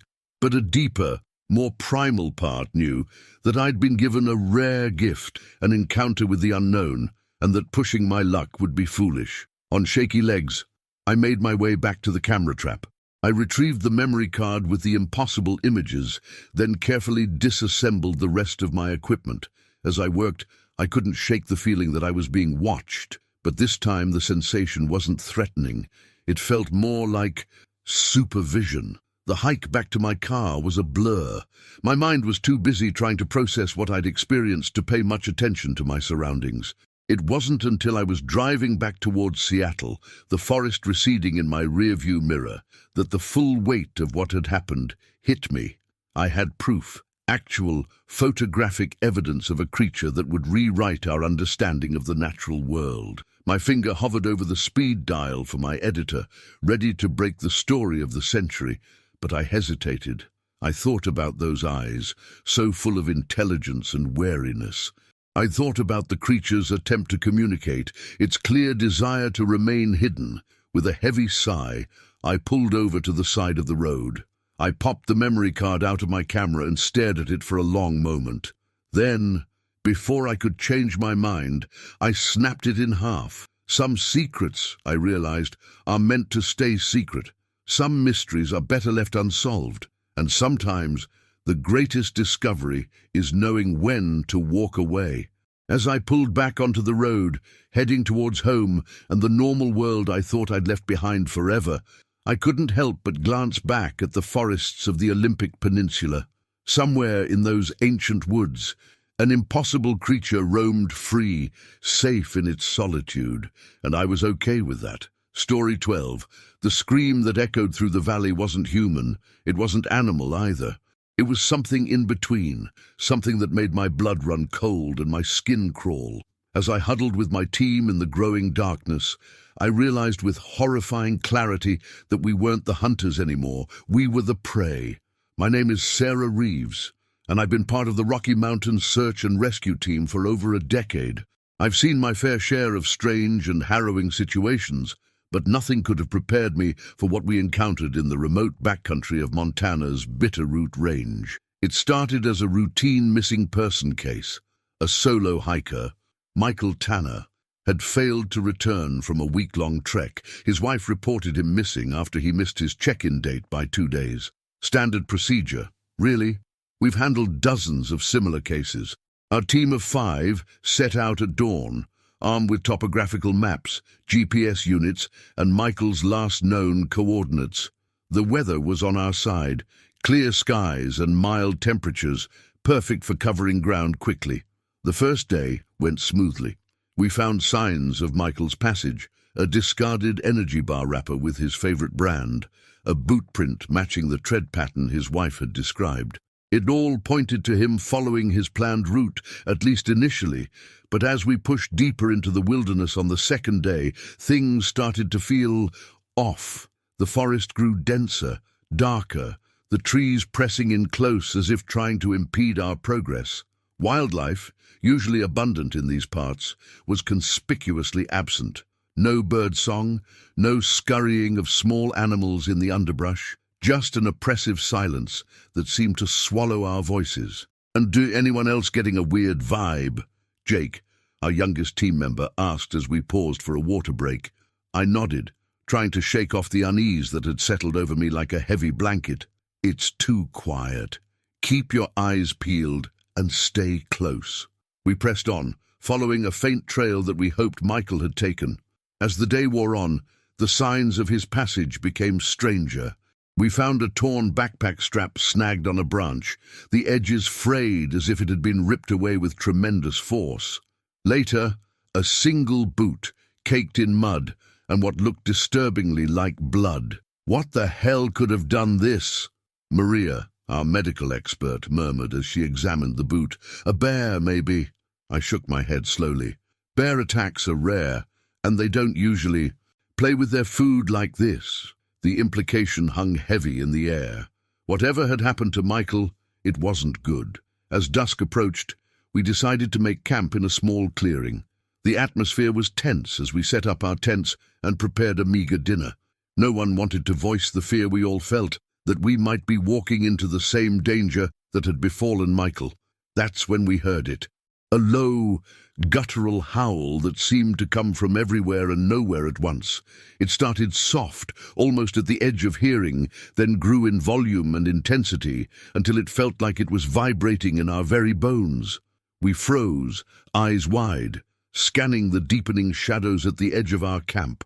Jake fumbled for the satellite phone, his hands shaking so badly he could barely dial. "Base camp, this is Rescue Team Alpha," he stammered into the receiver. "We've encountered an unknown situation and request immediate—" His words cut off in a strangled gasp as something large and dark moved at the edge of the firelight.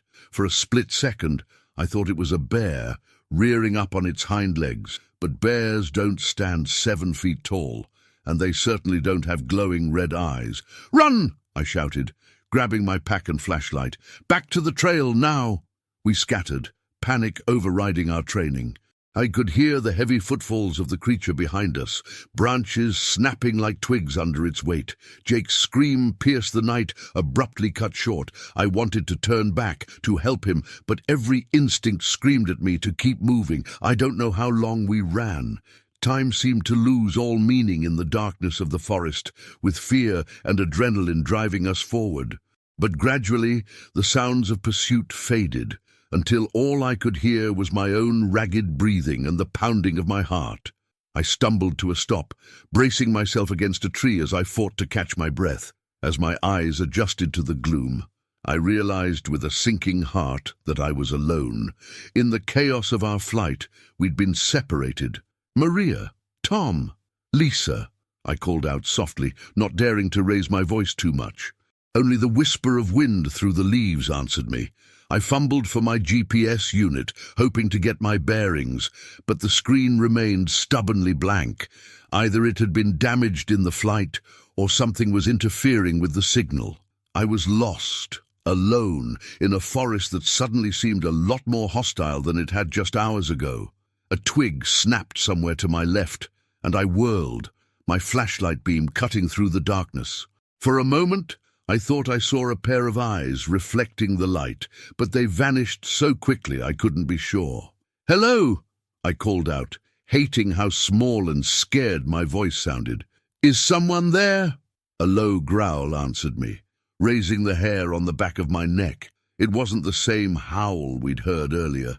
This was deeper, closer, and it was coming from behind me. I turned slowly, my flashlight beam shaking as it illuminated the forest. At first, I saw nothing. Then, a shadow moved, detached itself from the darkness between 2 ancient pines. The creature that stepped into view defied description. It was vaguely humanoid, but larger, more powerful. Shaggy fur covered its body, matted in places with what looked horribly like dried blood. Its face was a nightmare. A twisted mix of human and animal features, with a protruding jaw full of sharp teeth and eyes that glowed with an otherworldly intelligence. I stood frozen, my mind unable to process what I was seeing. This couldn't be real. Creatures like this didn't exist outside of campfire stories and bad horror movies. But as it took another step towards me, I knew with terrifying certainty that this was no story. This was real. "Stay back," I warned, trying to keep my voice steady as I reached for the bear spray on my belt. It was a futile gesture. If this thing could take down a fully grown man, what chance did I have? To my utter shock, the creature paused, its head tilted to one side, regarding me with what seemed almost like curiosity. Then it did something that shook me to my core. It spoke. The sound was unlike anything I'd ever heard before. A deep, rumbling vocalization that seemed to resonate in my very bones. It wasn't English, wasn't any language I recognized, but somehow I understood the intent behind it. "Why here? This place not for you." I blinked, sure I was hallucinating. We're looking for someone," I stammered. "A missing hiker. Have you seen him?" The creature's eyes narrowed, and for a moment I thought I'd made a terrible mistake. But then it nodded, a gesture so human it made my head spin. "Gone. Taken. You go. Danger here." "Taken? By what? By more of you?" I asked, my curiosity momentarily overriding my fear. The creature shook its massive head, a low growl rumbling in its chest. Not us. Others. Worse. You go now. Before I could ask any more questions, it turned and melted back into the forest, leaving me alone with my racing thoughts and pounding heart. I stood there for what felt like hours, my mind reeling. Part of me wanted to follow it, to demand more answers about Michael's fate and the nature of these creatures. But a deeper, more primal part knew that I'd been given a rare gift, a warning and a chance to leave. With shaking hands, I pulled out my compass. The GPS might be useless, but I could still navigate by old-school methods. I oriented myself and began the long trek back towards civilization, every sense on high alert for any sign of pursuit. As I walked, my mind churned with questions. What were these creatures? How long had they been here, hidden in the depths of the wilderness? And what were the others it had warned me about? I hiked through the night, too afraid to stop and make camp. As the first light of dawn began to filter through the canopy, I heard the most beautiful sound, the whir of helicopter blades. The rest of my team must have made it out and called for backup. As I was lifted into the rescue chopper, I looked back at the vast expanse of forest below. Somewhere down there, impossible creatures roamed free, guarding secrets beyond our understanding. I knew I could never tell anyone what I'd seen. Who would believe me? But as we flew back towards the ranger station, I made a silent vow. I would do everything in my power to protect this wilderness, to keep people away from the dangers lurking in its depths. Because sometimes the greatest service we can provide is to let some mysteries remain unsolved, some places remain unexplored. For in the darkest corners of the world, there are things that humans were never meant to encounter. And I, Sarah Reeves, had been given a glimpse of that hidden world, a glimpse that would haunt me for the rest of my days. Story 13. The cave paintings shouldn't have been there. Ancient, yes, but not millennia old. The pigment was still vibrant, almost wet. As I traced the terrifying figure with my flashlight, a chill ran down my spine. The creature depicted was no bear or wolf, but something far more sinister. And as the acrid smell of smoke filled my nostrils, I realized with horror I wasn't alone in this cave. My name is Alexis Chen, and I've been a wildland firefighter for the better part of a decade. I've faced down raging infernos, hiked through scorching terrain, and saved countless lives and homes. But nothing in my training could have prepared me for what I encountered in the depths of the Bitterroot National Forest. It was late August, and we were in the midst of one of the worst fire seasons on record. Lightning strikes had ignited multiple blazes across the Montana wilderness, and our crews were stretched thin trying to contain them. I was part of a small team assigned to tackle a new outbreak in a remote area of the forest, miles from the nearest road or settlement. The fire had started innocuously enough, a small plume of smoke rising from a densely wooded valley. But as we approached, it became clear that this was no ordinary blaze. The flames moved erratically, almost as if they had a mind of their own, defying the wind patterns and fuel sources we typically relied on to predict fire behavior. As we worked to establish a fire line, the smoke thickened, an oppressive wall that seemed to press in from all sides. Communication became difficult, our radios crackling with static and distorted voices. That's when it happened. A sudden shift in the wind, a roar of flame, and I found myself cut off from my team, surrounded by a sea of fire. Training kicked in. I knew I needed to find shelter, and fast. Through the haze, I spotted a rocky outcropping. As I sprinted towards it, lungs burning from the smoke, I prayed it might lead to a cave or overhang where I could wait out the worst of the blaze. My prayers were answered, sort of. There was indeed a cave entrance hidden among the rocks. Without hesitation, I plunged into the darkness, grateful for the respite from the heat and smoke. It wasn't until I'd caught my breath and clicked on my flashlight that I realized I might have jumped from the frying pan into the fire. The beam of light revealed a cavern that stretched far back into the mountain, But it wasn't the size that caught my attention. It was the walls. Every surface was covered in paintings, intricate and haunting images that seemed to writhe and move in the flickering light. At first glance, they looked like typical prehistoric cave art, stick figure humans, stylized animals, geometric patterns. But as I looked closer, I realized these were far from ancient. The pigments were vivid, the lines crisp, some areas still glistened as if the paint had only recently dried, and the subject matter. My breath caught in my throat as I focused on one particular image. It depicted a creature unlike anything I'd ever seen, part man, part beast, with elongated limbs and a head crowned with antlers.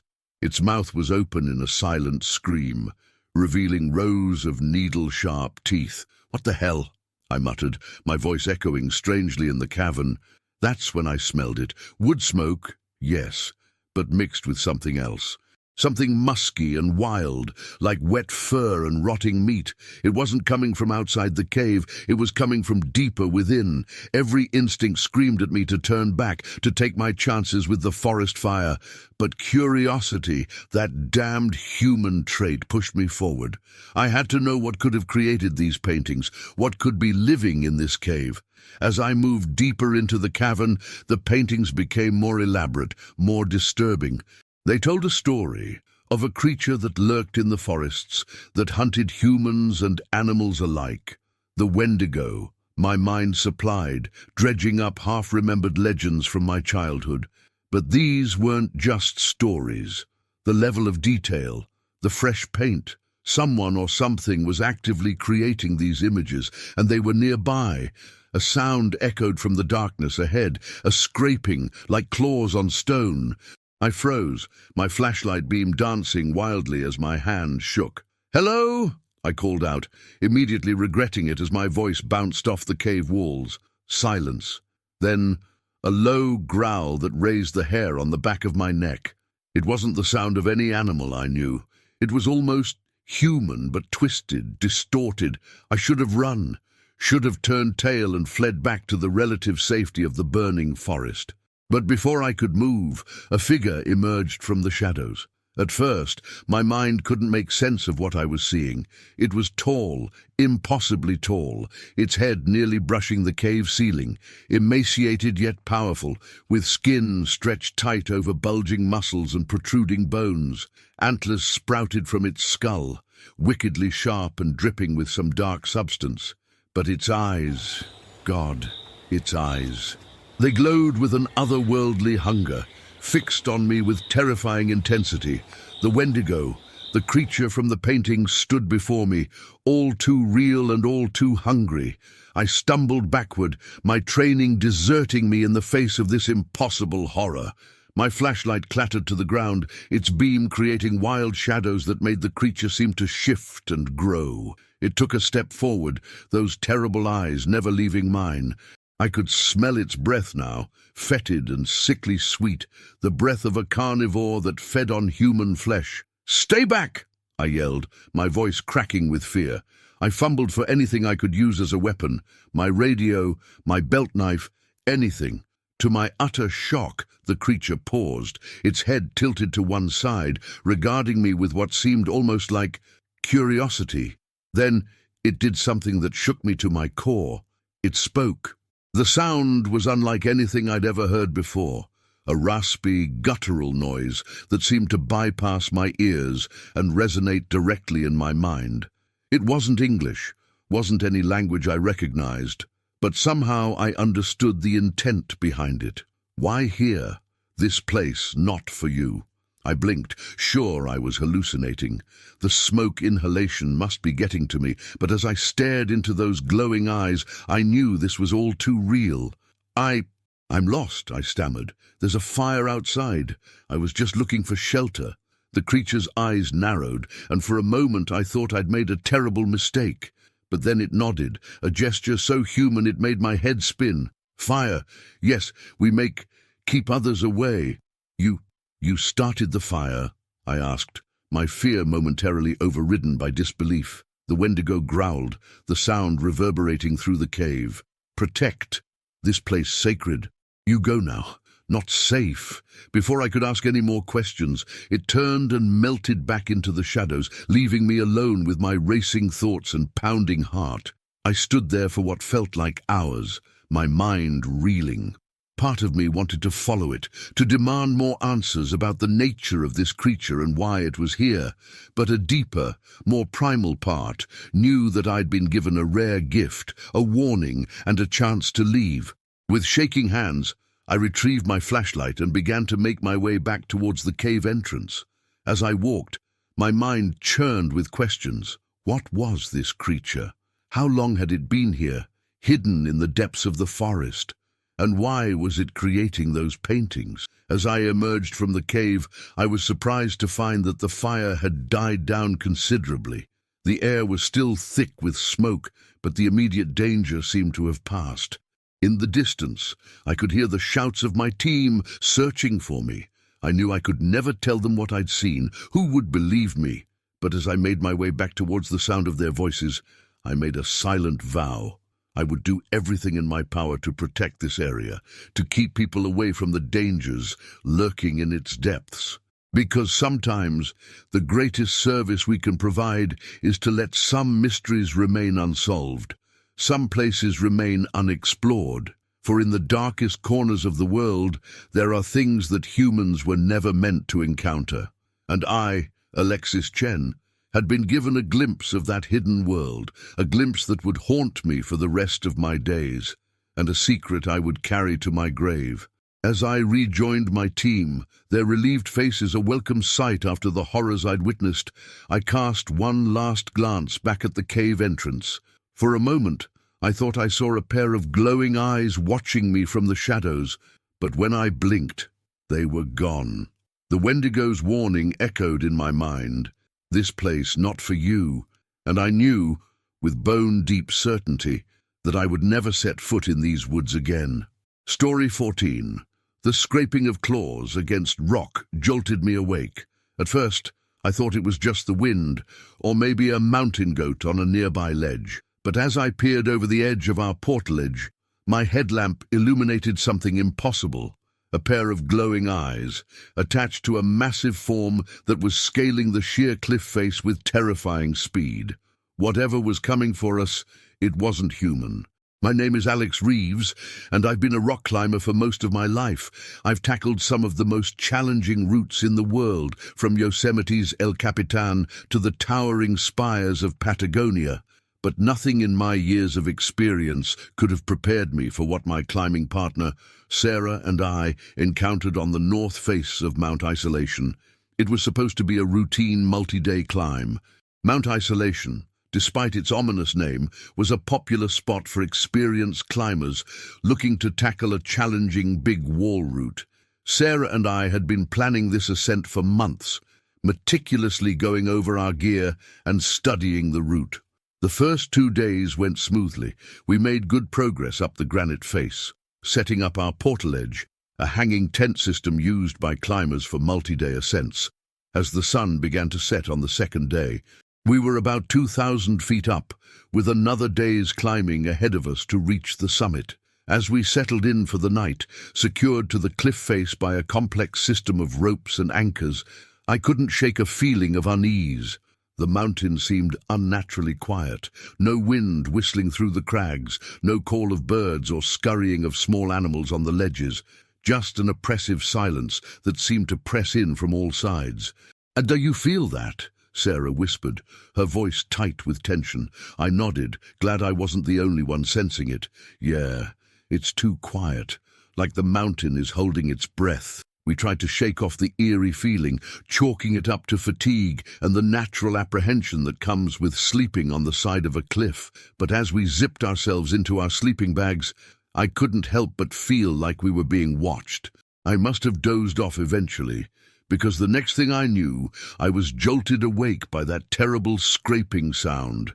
At first, I thought I was dreaming, but as I fumbled for my headlamp and peered over the edge of the portaledge, I realized with horrifying clarity that this was all too real. Something was climbing towards us. Something big. "Sarah," I hissed, shaking her awake. "And we've got company." She was alert in an instant, years of climbing experience kicking in. But as she looked over the edge and saw what I was seeing, I heard her sharp intake of breath. "What the hell is that?" she whispered, her voice trembling. I shook my head, unable to form words. The creature climbing towards us defied description. It was vaguely humanoid, but much larger, easily 7 or 8 feet tall. Its body was covered in thick, matted fur, and its hands ended in wickedly sharp claws that dug into the rock face with ease. But it was its face that truly chilled me to the bone, a twisted mix of human and animal features, with a protruding jaw full of sharp teeth and eyes that glowed with an otherworldly intelligence. It moved with impossible speed and agility, covering ground that would take an expert human climber hours in a matter of minutes. And it was heading straight for us. "We need to move," I said, already reaching for our gear. "Now." Sarah nodded, her face pale in the dim light of our headlamps.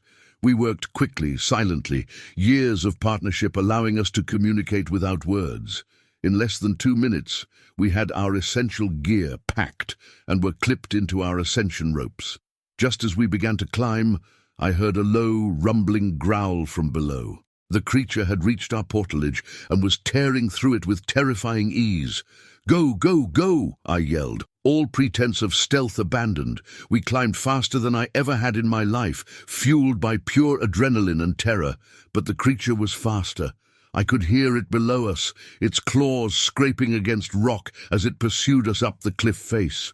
"There!" Sarah called out, pointing to a small ledge about 50 feet above us. "If we can reach that, maybe we can defend ourselves." I nodded grimly, pushing my burning muscles to their limit. We reached the ledge just as the first light of dawn began to illuminate the mountain. As I pulled myself up onto the narrow shelf of rock, I risked a glance down. The creature was right below us, its glowing eyes fixed on our position. As I watched in horror, it began to climb again, covering the distance between us with frightening speed. "What do we do?" Sarah asked, her voice tight with fear. "We can't outclimb it." I looked around desperately, searching for anything we could use as a weapon. My eyes fell on a loose boulder near the edge of the ledge. It wasn't much, but it was all we had. "Help me with this," I said, already moving towards the rock. Together, we managed to position the boulder at the edge of the ledge. The creature was almost upon us, close enough that I could smell its musky, animal odor mixed with something else, something ancient and wrong. "Now!" I yelled. We pushed with all our might, sending the boulder tumbling down the cliff face. For a moment, I thought we'd missed. But then I heard a sickening crunch and an inhuman howl of pain. The creature lost its grip, plummeting down the sheer rock face.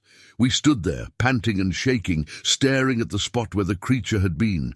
Part of me expected to see it climbing back up at any moment, but as the minutes ticked by and nothing appeared, I began to hope that maybe, just maybe, we'd beaten it. What was that thing?" Sarah asked, her voice barely above a whisper. I shook my head slowly. "I don't know. Some kind of mountain creature, a cryptid, like Bigfoot. Bigfoot doesn't climb sheer cliff faces," I said, trying for a weak joke. Sarah didn't laugh. She was staring down the cliff face, her eyes wide with fear. "Alex," she said slowly, "look." I followed her gaze and felt my blood run cold. There, on the rock face below us, were claw marks, deep gouges in the solid granite, forming a pattern that couldn't be mistaken for anything natural. "It's a message," Sarah whispered. I nodded, unable to speak. The claw marks formed crude but recognizable letters. "Go, not safe. Our place." "We need to get out of here," I said, already reaching for our gear. "Now." Sarah nodded, her face pale. "Agreed, but do we tell anyone about this?" I paused, considering. Who would believe us? We'd be laughed out of every climbing club and forum, and if people did believe us, would that put others in danger? Would thrill-seekers and cryptid hunters come flocking to Mount Isolation, disturbing whatever lived here? "No," I said finally. "This stays between us. Whatever that thing was, it was protecting its territory. We respect that." Sarah nodded, relief evident on her face. Agreed.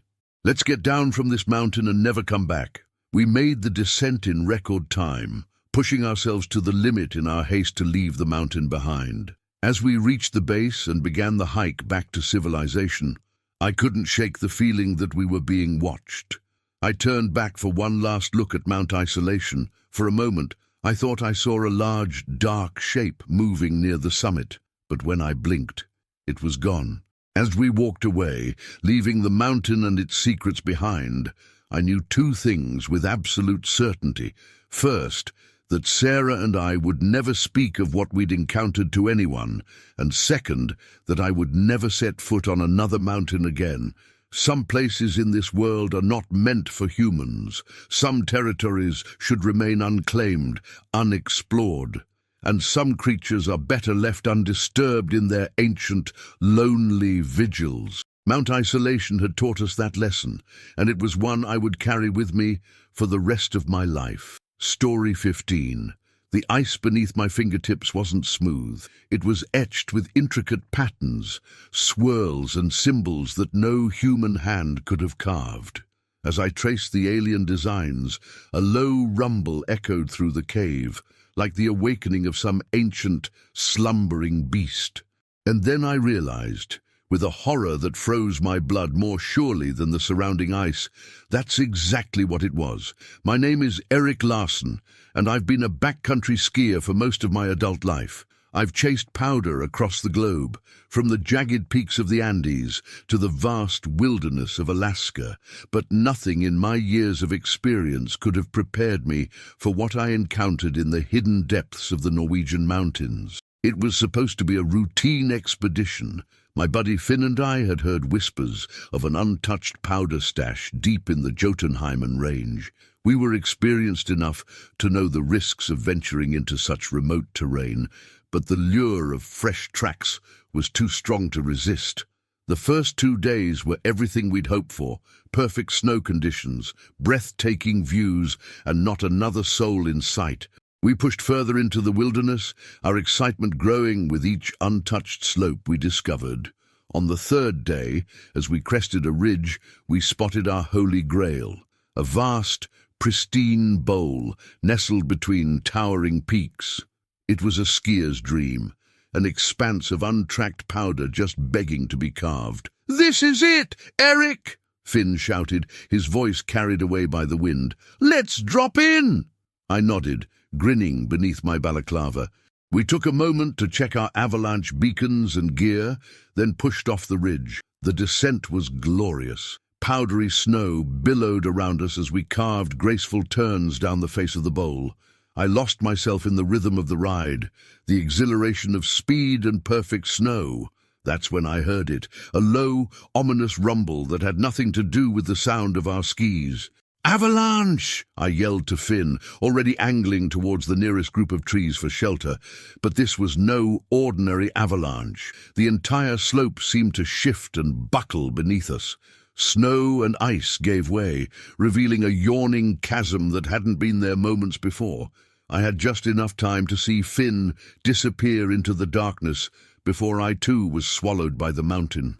I fell for what felt like an eternity, tumbling through a nightmare of ice and snow. Just when I thought the fall would never end, I slammed into something solid, the impact knocking the wind from my lungs. For a long moment, I lay there, dazed and gasping. Gradually, I became aware of my surroundings. I was in some kind of ice cave, vast and eerily silent. My headlamp had somehow survived the fall, its beam cutting through the gloom to reveal walls of translucent blue ice. "Finn!" I called out, my voice echoing strangely in the cavernous space.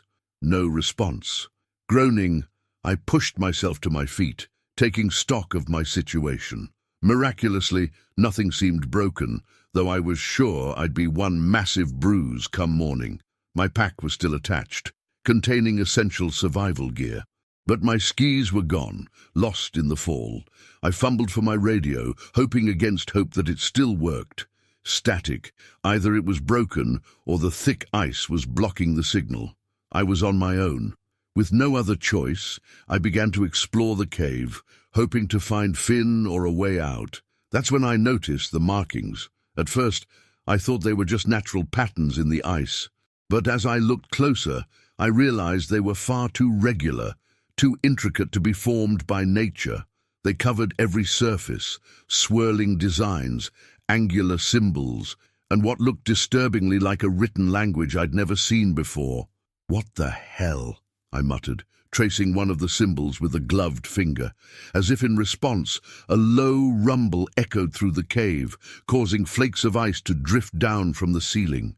I froze, my heart pounding. That sound, it wasn't the mountain settling, it was almost like breathing. Slowly, I turned, sweeping my headlamp across the cavern. The beam fell on something that made my blood run cold. Bones, a massive pile of bones, some ancient and yellowed, others disturbingly fresh, and they weren't all animal bones. I recognized the unmistakable shape of human skulls mixed in with the rest. I stumbled back, my mind reeling. What kind of creature could amass a bone pile of this size? And how long had it been down here, hidden away in the heart of the mountain? Another rumble shook the cave, louder this time, and with it came a smell, a rank, musty odor that reminded me of wet fur and rotting meat. Something was stirring in the depths of the cave, something big.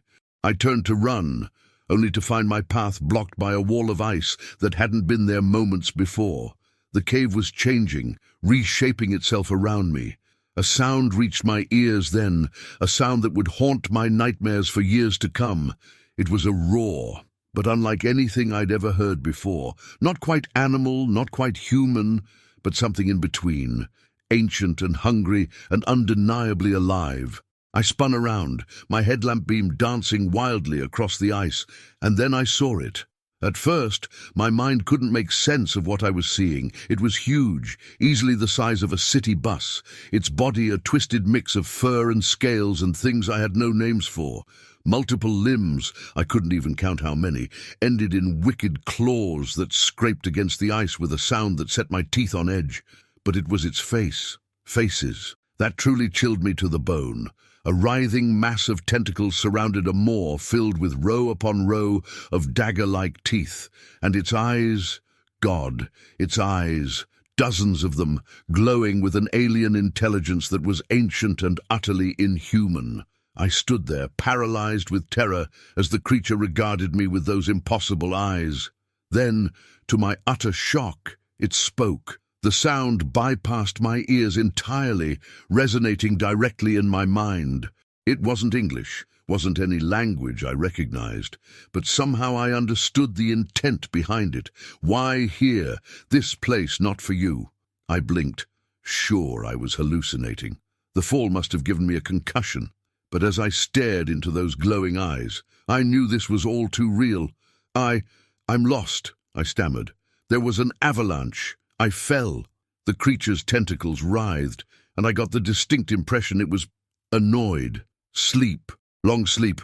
You wake. Go now. I want to go, I said, my voice shaking. But I can't find the way out. And my friend, he fell too. Have you seen him? At the mention of Finn, the creature's eyes narrowed. One massive limb shifted, revealing a dark shape half buried in the ice. With a jolt of horror, I recognized Finn's jacket. Other one gone. You go now, or join. The implication was clear. I nodded frantically, fighting back tears. Okay, I'll go. Just please show me the way out. The creature regarded me for a long moment, its alien gaze seeming to pierce right through me.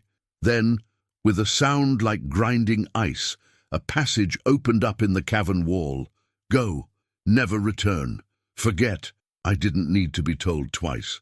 I bolted for the opening, my legs shaking so badly I could barely run. As I reached the passage, I heard that terrible roar again, and the sound of ice shifting and reforming behind me. I ran through twisting ice tunnels, guided by some unseen force, until suddenly I burst out into blinding sunlight. I found myself at the base of the mountain, miles from where Finn and I had started our descent. As I stood there, gasping and shaking, I looked back at the looming peaks of Jotunheimen. For a moment, I thought I saw something massive moving beneath the ice and snow, But when I blinked, it was gone. I knew then that I would never ski again, never set foot on another mountain. The report I gave to the authorities was vague. An avalanche, a fall, no sign of Finn. They searched, of course, but found nothing. The mountain had swallowed him whole. As for what I saw in that ice cave, I've never told another soul. Who would believe me? But sometimes, on cold winter nights when the wind howls outside my window, I remember those alien eyes and that booming voice in my mind. And I know, with bone-deep certainty, that there are things in this world, ancient, powerful things, that humans were never meant to encounter, things that slumber in the dark places of the earth, stirring only when foolish mortals like myself stumble into their domain. I was given a warning and a chance to leave, and I'll spend the rest of my life making sure no one else ever wakes the thing that sleeps beneath the mountains of Jotunheimen. Story 16. The elk carcass was fresh, its flesh still warm to the touch, but as I knelt beside it, examining the massive bite marks and claw gouges, I knew with chilling certainty that no bear or mountain lion had made this kill. Whatever had torn this 700-pound animal apart was something far larger, far more dangerous. And as the last light of day faded from the sky, I could hear it circling our camp, its heavy breathing mixing with the snap of twigs under enormous feet. My name is Jack Hawkins, and I've been a hunter for over 3 decades. I've tracked game across some of the wildest terrains North America has to offer, from the frozen tundra of Alaska to the sweltering bayous of Louisiana. But nothing in my years of experience could have prepared me for what my hunting partner Mike and I encountered in the remote backcountry of Idaho's Salmon Chalice National Forest. It was supposed to be a routine elk hunting trip. Mike and I had been planning it for months, poring over maps and scouting reports to find the perfect spot. We'd heard rumors of a particularly large herd in a remote valley, far from the usual hunting grounds. It was a grueling 3-day hike just to reach the area, but the promise of trophy elk was too tempting to resist. The first 2 days were uneventful. We saw plenty of sign, tracks, droppings, rubbed trees, but no elk. Still, we remained optimistic. On the morning of the 3rd day, we struck gold, a set of massive tracks, easily belonging to a bull elk in the 350 class range. We followed the trail deeper into the valley, our excitement growing with each passing hour. As dusk approached, we decided to make camp and pick up the trail at first light. We found a small clearing near a babbling stream, perfect for setting up our tent and building a fire. As we sat around the flames, sipping instant coffee and discussing our strategy for the morning, I couldn't shake a feeling of unease that had been growing since we entered the valley. "You feel that?" I asked Mike, interrupting his enthusiastic description of the rack he hoped to bring home. He paused, looking at me quizzically. "Feel what?" I shook my head, struggling to put the sensation into words. "I don't know. It's too quiet. No birds, no small animals. It's like the forest is holding its breath," Mike chuckled, but I could see a flicker of concern in his eyes. "Come on, Jack. You're not going soft on me, are you? It's probably just the weather changing. Animals always get quiet before a storm." I nodded, trying to shake off the eerie feeling, but as we turned in for the night, I made sure my rifle was within easy reach. I must have dozed off eventually, because the next thing I knew, I was jolted awake by a sound that made my blood run cold. It was a roar, but unlike anything I'd ever heard before. Not quite bear, not quite mountain lion, but something in between, and far, far larger. "Mike," I hissed, shaking him awake. "Did you hear that?" He was alert in an instant, years of hunting experience kicking in. "What the hell was that?" he whispered, already reaching for his rifle. Before I could answer, we heard it again, closer this time, and accompanied by the unmistakable sound of something large moving through the underbrush. We scrambled out of the tent, rifles at the ready. The fire had died down to embers, casting eerie shadows across the clearing. As my eyes adjusted to the darkness, I swept my gaze across the tree line, searching for any sign of movement. That's when I saw it. A pair of eyes reflecting the faint firelight, set unnaturally high off the ground. They blinked once, then vanished. "There," I whispered, pointing to where I'd seen the eyes. "Did you see it?" Mike nodded, his face pale in the dim light. What do we do?" I was about to suggest we try to scare it off with some warning shots when another sound reached our ears, a wet, tearing noise, followed by the crunch of bones. It was coming from the direction we'd been tracking the elk. Against every instinct of self-preservation, we decided to investigate. We moved silently through the forest, our hunter's training allowing us to navigate the darkness with relative ease. As we approached the source of the sound, the smell hit us, the metallic tang of fresh blood mixed with something musky and wild. We pushed through a dense thicket and found ourselves on the edge of a small clearing. What we saw there would haunt my nightmares for years to come. The elk lay in the center of the clearing, or what was left of it. Its massive body had been torn apart, rib cage splayed open, internal organs scattered across the forest floor. But it wasn't the gruesomeness of the scene that chilled me to the bone. It was the size of the bite marks, the depth of the claw gouges. Whatever had done this was far larger than any predator I'd ever encountered. "Jesus Christ," Mike breathed, his voice barely audible. "What could have done this?" As if in answer, a low growl rumbled through the clearing. We spun around, rifles raised, to find ourselves face to face with something. At first, my mind couldn't make sense of what I was seeing. It was huge, easily 8 or 9 feet tall, with a broad, powerful build. Thick fur covered its body, matted and tangled in places. But it was its face that truly defied description, a twisted amalgamation of bear and wolf features, with glowing eyes that spoke of an intelligence that had no place in an animal's gaze. For a long moment, we all stood frozen, Mike and I with our rifles trained on the creature, it regarding us with those terrifying eyes. Then, faster than anything that size had any right to move, it charged. I fired, the sound of the shot deafening in the quiet forest. The creature roared in pain or anger, but it didn't slow down. Mike's rifle joined mine, both of us emptying our magazines into the oncoming monster. At the last possible second, it veered off, disappearing into the underbrush with a crash of breaking branches. We stood there, panting and shaking, straining our ears for any sound of its return. "What the hell was that thing?" Mike gasped, fumbling to reload his rifle. I shook my head, unable to form words. My mind was reeling, trying to reconcile what I'd seen with what I knew about North American wildlife. Nothing fit. Nothing made sense. A twig snapped in the darkness, and we both whirled towards the sound. "We need to get out of here," I said, already backing towards our campsite. "Now." We retreated to our tent, gathering our essential gear as quickly and quietly as possible. As we worked, I could hear it moving in the forest around us, circling, waiting. "Do you think we hurt it?"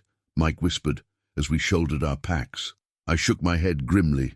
"And if we did, it's not showing it. I've never seen anything shrug off that many rounds." We set off into the night, pushing ourselves to hike faster than we ever had before. But with every step, I could feel those eyes on us. Whatever that creature was, it was following us, herding us deeper into its territory. As the first light of dawn began to filter through the trees, we finally broke free of the valley. I risked a glance back and saw something that made my blood run cold. There, at the edge of the tree line, stood the creature. It made no move to follow us into the open, but its message was clear. "This is our place. Stay out." We didn't stop moving until we reached our truck, parked at a remote trailhead miles away. As we drove back towards civilization, neither of us spoke. What could we say? Who would believe us? In the years since that night, I've done a lot of research. I've heard whispers of similar encounters in remote wilderness areas across North America. Some call it Bigfoot, others Sasquatch or Wendigo. But I know that names don't matter. What matters is that there are things out there, in the dark places of the world, that defy explanation. I've never gone back to that valley, never told anyone but Mike about what we saw. But sometimes, on quiet nights when the wind whispers through the trees, I remember those glowing eyes and that impossible form. And I know, with bone-deep certainty, that there are some parts of this world that humans were never meant to trespass upon. Some territories that should remain unclaimed, unexplored, and some creatures that are better left undisturbed in their ancient, lonely vigils. Story 17. The echo of wings filled the cavern, but it wasn't the familiar flutter of bats. This sound was deeper, more resonant, like the beating of leather drums. As our headlamps swept across the chamber, illuminating strange markings and piles of bones, I realized with growing horror that we'd stumbled into something far beyond our understanding. And when we turned to leave, we found our exit blocked by a creature that shouldn't exist. My name is Dr. Elena Martinez, and I've spent the last decade studying bat populations in some of the most remote cave systems on Earth. From the sprawling networks beneath the jungles of Borneo to the icy caverns of Greenland, I thought I'd seen it all. But nothing in my years of research could have prepared me for what my team and I encountered in the depths of an unexplored cave system in the Carpathian Mountains. It was supposed to be a routine expedition. My team of 4, myself, our geologist Tom, our equipment specialist Mira, and our local guide Andre, had heard rumors of a vast, unexplored cave network in a remote area of Romania. Initial surveys suggested it could be home to several undiscovered bat species, a prospect too exciting for any chiropterologist to resist. The first 2 days of our expedition went smoothly. We mapped out the upper levels of the cave system, documenting the usual limestone formations and small colonies of common bat species. But it was on the 3rd day that things took a turn for the strange. We were pushing deeper into the cave network, following a narrow passage that seemed to slope steadily downward. The air grew thicker, heavier, carrying an odd, musky scent that none of us could quite place. You smell that?" Tom asked, his voice muffled by the respirator we all wore as a precaution against cave gases. I nodded, trying to place the scent. It was almost like the guano smell common in large bat roosts, but different, wilder, somehow. As we rounded a bend in the passage, our headlamps illuminated a sight that made us all stop in our tracks. The narrow tunnel opened up into a vast chamber, easily the size of a cathedral. But it wasn't the scale that caught our attention. It was what covered the walls. Every surface was etched with intricate markings, swirling patterns, angular symbols, and what looked disturbingly like a written language none of us recognized. They were old, incredibly old, the edges softened by millennia of dripping water. "This is impossible," Tom breathed, running his hands over the nearest section of wall. "Do these markings predate any known human civilization in this region by thousands of years?" I was about to respond when a sound echoed through the chamber, that deep, resonant beating I'd mistaken for wing beats earlier. But now, hearing it in this vast space, I realized it was something else entirely, something much larger than any bat. "Did you hear that?" Mira whispered, her voice tight with tension. Before anyone could answer, our guide Andre let out a strangled gasp. He was pointing to the far end of the chamber, where our headlamp beams didn't quite reach. "There's something moving in there," he said, his accented English strained with fear. We all turned, our lights converging on the spot Andre had indicated. At first, I saw nothing but shadows. Then, something shifted in the darkness. Something big. "Maybe it's a bear," Tom suggested, though his voice lacked conviction. "Some caves in this region are known to—" His words trailed off as the thing in the shadows moved again, and this time we all saw it clearly. It wasn't a bear. It wasn't anything we had names for. The creature that emerged from the darkness was a nightmare made flesh. It was huge, easily the size of a small car, with a body that seemed to be a twisted amalgamation of bat and human features. Leathery wings sprouted from its back, folded now but clearly capable of spanning the width of the chamber. Its face was a horror, a flattened, almost human nose sitting above a mouth filled with needle-sharp teeth, and its eyes, God, its eyes. They glowed with an otherworldly intelligence that had no place in an animal's gaze. For a long moment, we all stood frozen, our minds struggling to process what we were seeing. Then the creature spoke. The sound bypassed our ears entirely, resonating directly in our minds. It wasn't English, wasn't any language we recognized, but somehow we all understood the intent behind it. Why here? This place not for you. I blinked, sure I was hallucinating.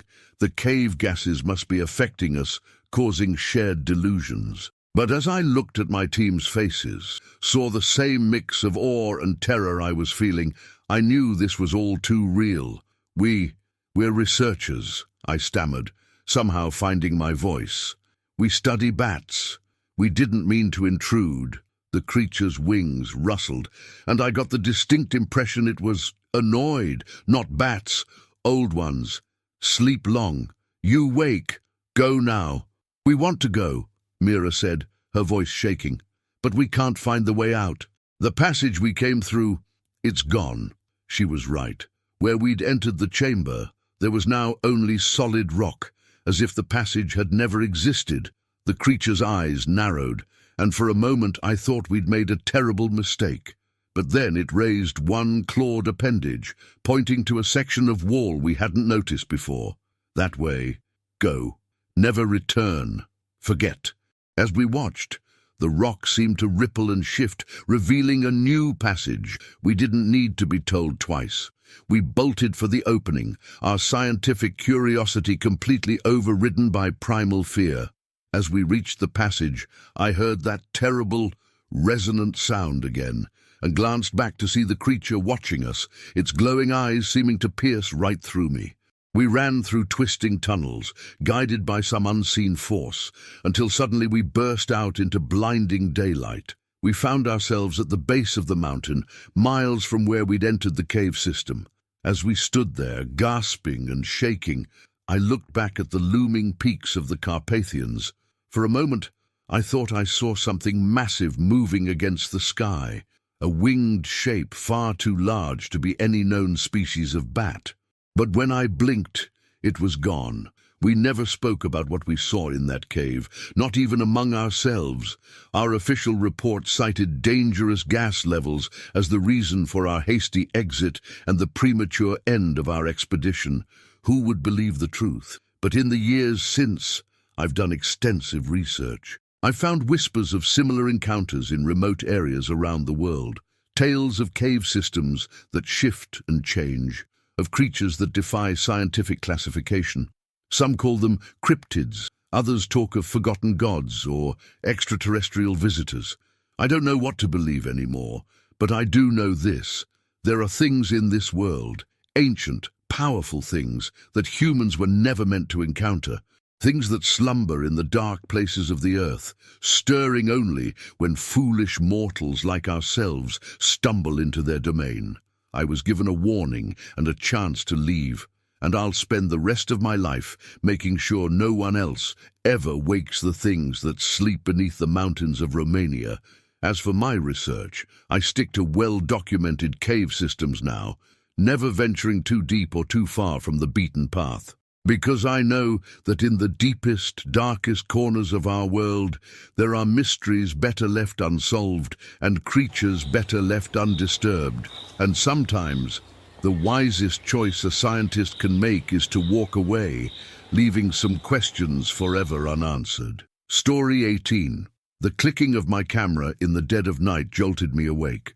At first, I thought it was just the wind, or maybe an animal bumping my gear.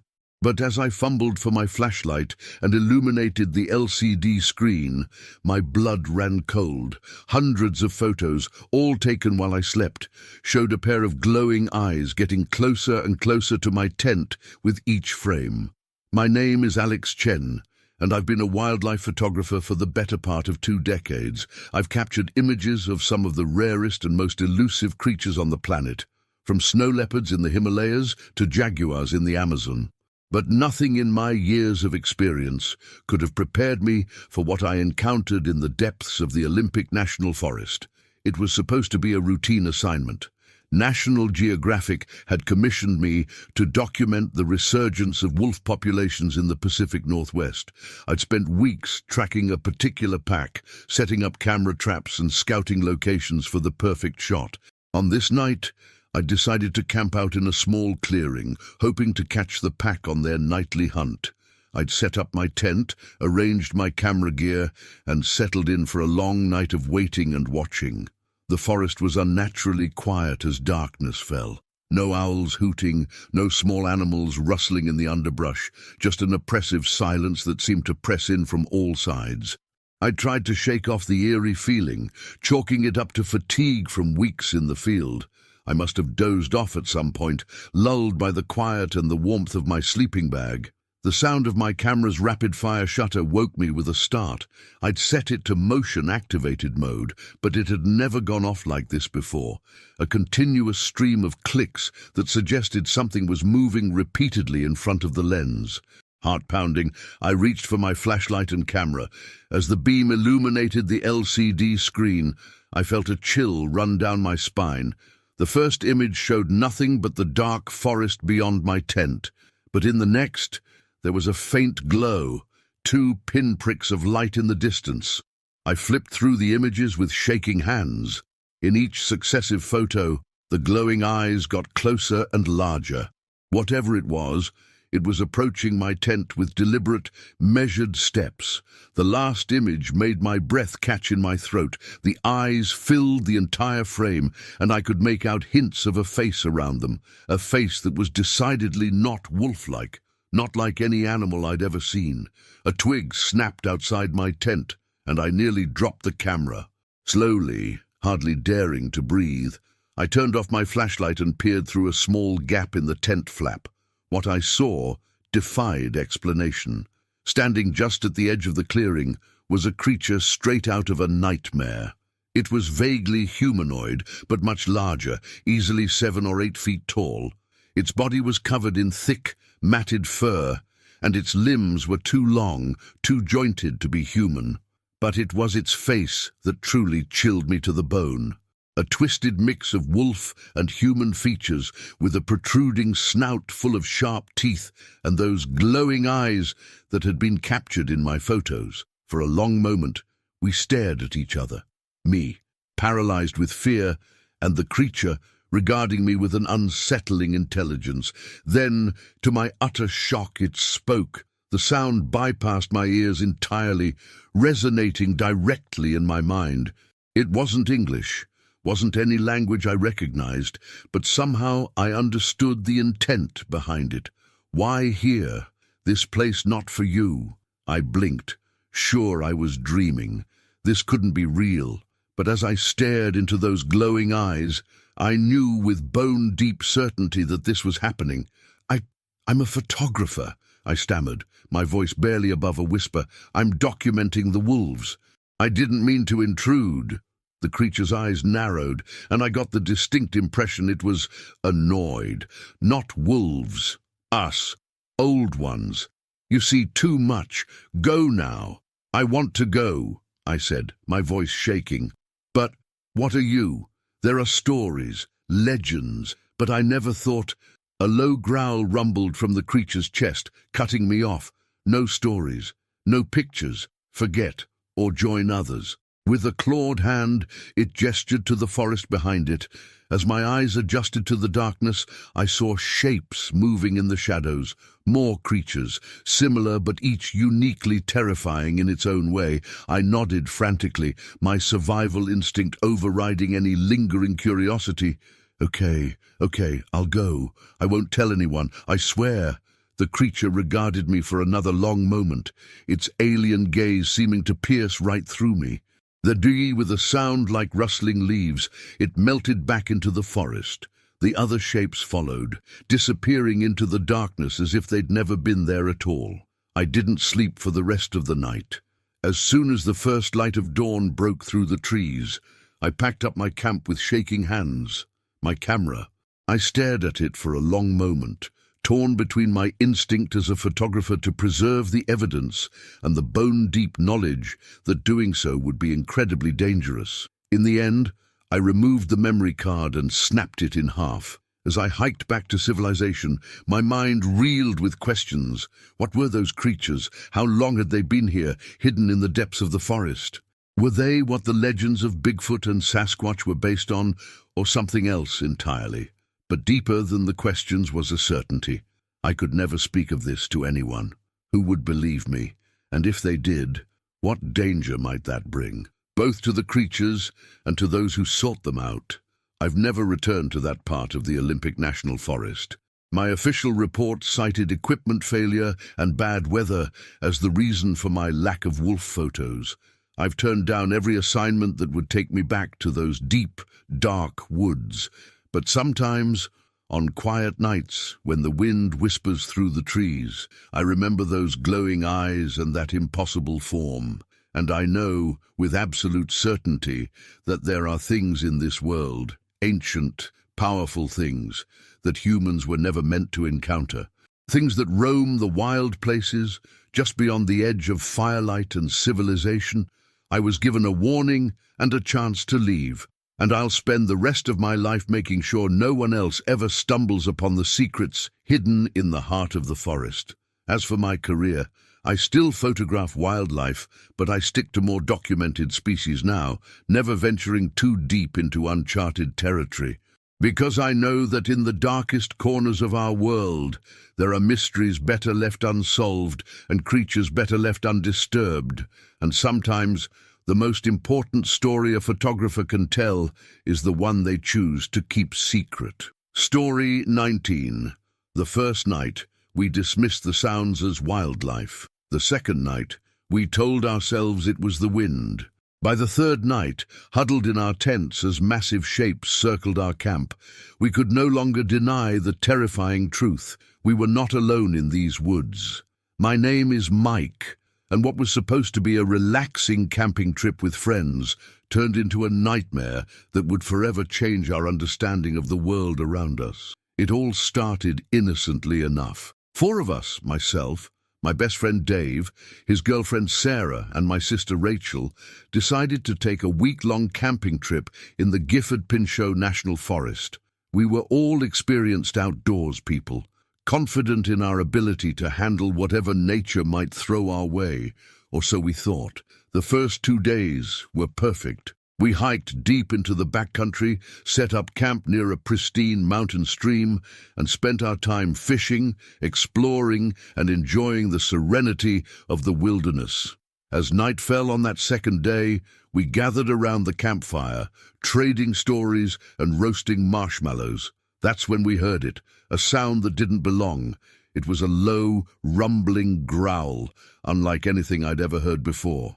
We all froze, eyes scanning the darkness beyond our firelight. Probably just a bear, Dave said, but his voice lacked conviction. We made noise, banged pots and pans like we'd been taught to scare off curious wildlife. The sound retreated, and we breathed a collective sigh of relief. But as we settled into our tents that night, I couldn't shake the feeling that something was off. I woke in the early hours of the morning to the sound of something large moving around our campsite. Through the thin nylon of the tent, I could see a massive shape silhouetted against the moonlight. It was tall, far taller than any bear I'd ever seen, and seemed to be moving on 2 legs. My heart pounded as I watched the figure circle our camp. It paused near the tree where we'd hung our food, and I heard the sound of our bear canister hitting the ground. There was a crack as the supposedly bear-proof container split open, followed by the sounds of something feasting. I wanted to wake the others, to do something, but fear kept me paralyzed in my sleeping bag. After what felt like hours, but was probably only minutes, the creature melted back into the forest. When morning came, we found our campsite in disarray. The bear canister was in pieces, its contents strewn across the ground. But it was the footprints that truly chilled us to the bone. They were enormous, easily twice the size of my own boot, and clearly bipedal. What the hell could have made these? Sarah whispered, her face pale.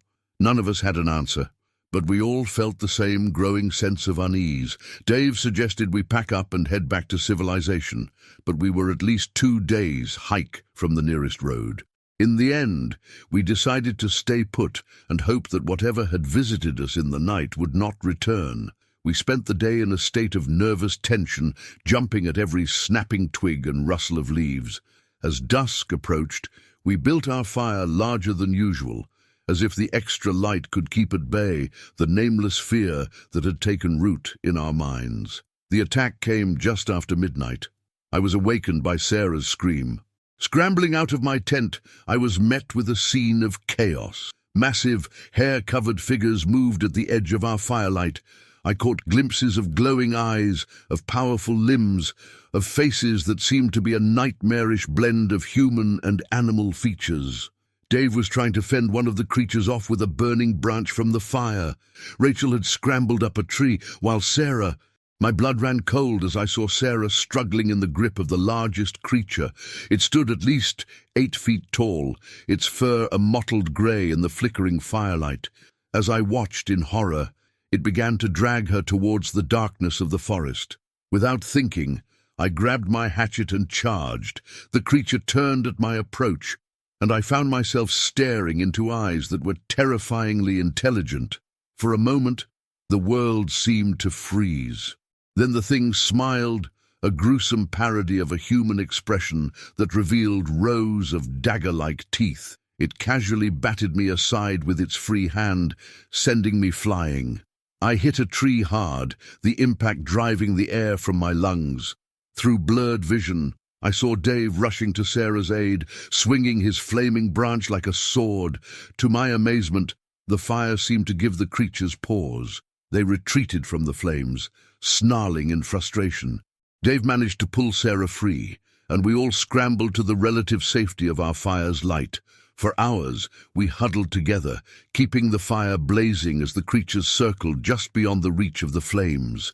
We could hear them moving, catch glimpses of fur and glowing eyes, but they didn't approach. As the first light of dawn began to brighten the eastern sky, the creatures melted away into the forest. We waited, tense and exhausted, until the sun was fully up before we dared to relax. In the harsh light of day, we surveyed our campsite. The devastation was even worse than the previous morning. Tents were shredded, supplies scattered, and everywhere those massive footprints. "We need to get out of here," Rachel said, her voice shaky. "Now." No one argued. We hastily packed what supplies we could salvage and began the long trek back to civilization. Every shadow seemed to hide a lurking threat. Every sound sent our hearts racing. We had been hiking for several hours when Dave, who was leading the way, suddenly stopped short. "Oh my God," he whispered. As I came up beside him, I saw what had caused his reaction. There, in a small clearing ahead of us, was a crude structure made of broken branches and stones. It was arranged in a pattern that was clearly intentional, clearly intelligent. "It's a warning," Sarah said, her voice barely audible. "They're telling us to stay away." We gave the structure a wide berth, our pace quickening. But as we continued our journey, we began to notice more signs. Claw marks high up on tree trunks, more of those strange arrangements of sticks and stones. It was as if the entire forest had become a message, one that we were only now learning to read. Night was falling as we finally reached the trailhead where we had parked our car. We piled in, exhausted and traumatized, eager to put as much distance between ourselves and those woods as possible. As we drove through the gathering darkness, we tried to make sense of what we had experienced. None of it seemed real in the harsh glare of the car's headlights. On a paved road, with the radio playing softly. What were those things?" Rachel finally asked, giving voice to the question we'd all been avoiding.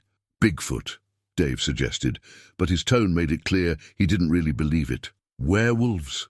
Some kind of undiscovered species? Does it matter?" Sarah said quietly. "They're out there, they're real, and they're intelligent." We lapsed into silence, each lost in our own thoughts. I found myself replaying every detail of our encounter, trying to reconcile what I'd seen with my understanding of the world. As we crested a hill, I glanced in the rearview mirror. What I saw made my blood run cold. There, at the edge of the forest we had just left, stood a line of massive, shadowy figures. Even from this distance, I could see the gleam of their eyes reflecting our taillights. I hit the gas, heart pounding, but I didn't say anything to the others. Some truths are too heavy to share. In the days and weeks that followed, we struggled to return to our normal lives. We agreed not to talk about what had happened. Who would believe us anyway? But the experience had changed us, opened our eyes to a world hidden just beyond the veil of the ordinary. Sometimes, on dark nights when the wind whispers through the trees, I find myself thinking about those creatures, about the intelligence I saw in their eyes, the clear purpose behind their actions, and I wonder, are they still out there, watching from the shadows? And what happens when there are no more shadows left for them to hide in?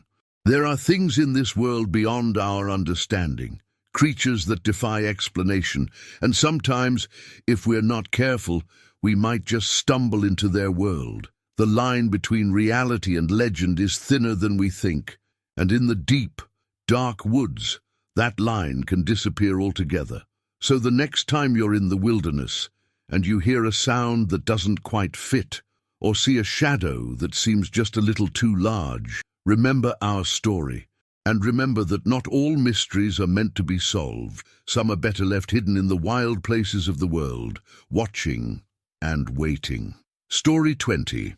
The cabin looked perfectly ordinary from the outside, quaint even, but as I stared at the frantic writings covering every inch of the walls inside, I knew we had stumbled into something far beyond our understanding. And when night fell, we would come face to face with the terror that had driven the previous occupant to madness. My name is Liam, and what was supposed to be a weekend getaway with my girlfriend Zoe turned into a nightmare that would haunt us for the rest of our lives. It all started innocently enough. Zoe and I had been planning a hiking trip in the Adirondacks for months. We're both avid outdoors enthusiasts, always seeking that perfect balance of adventure and solitude. When we found a listing for a remote cabin deep in the backcountry, it seemed like the perfect base for our explorations. The hike to the cabin was grueling, a solid 6 hours of trudging through dense forest and scaling rocky inclines. By the time we caught sight of the small wooden structure nestled in a clearing, the sun was already dipping low on the horizon. "Race you to the front door," Zoe called out, a second wind giving her steps a burst of energy. I laughed and took off after her, our backpacks bouncing as we ran. Our laughter died in our throats as soon as we stepped inside. Every surface, walls, ceiling, even parts of the floor, was covered in writing. Cramped, frantic scribbles filled every available space.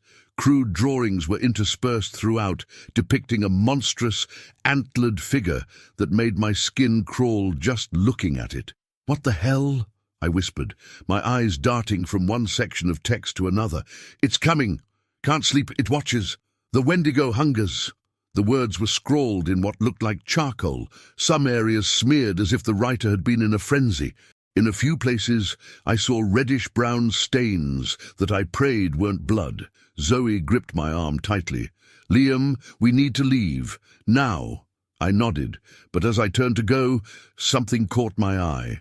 Among the chaotic scribbles was a more coherent passage. "If you're reading this, you're in danger. It comes at night. The antlers, the hunger. God help me, the hunger. Fire keeps it at bay, but not for long.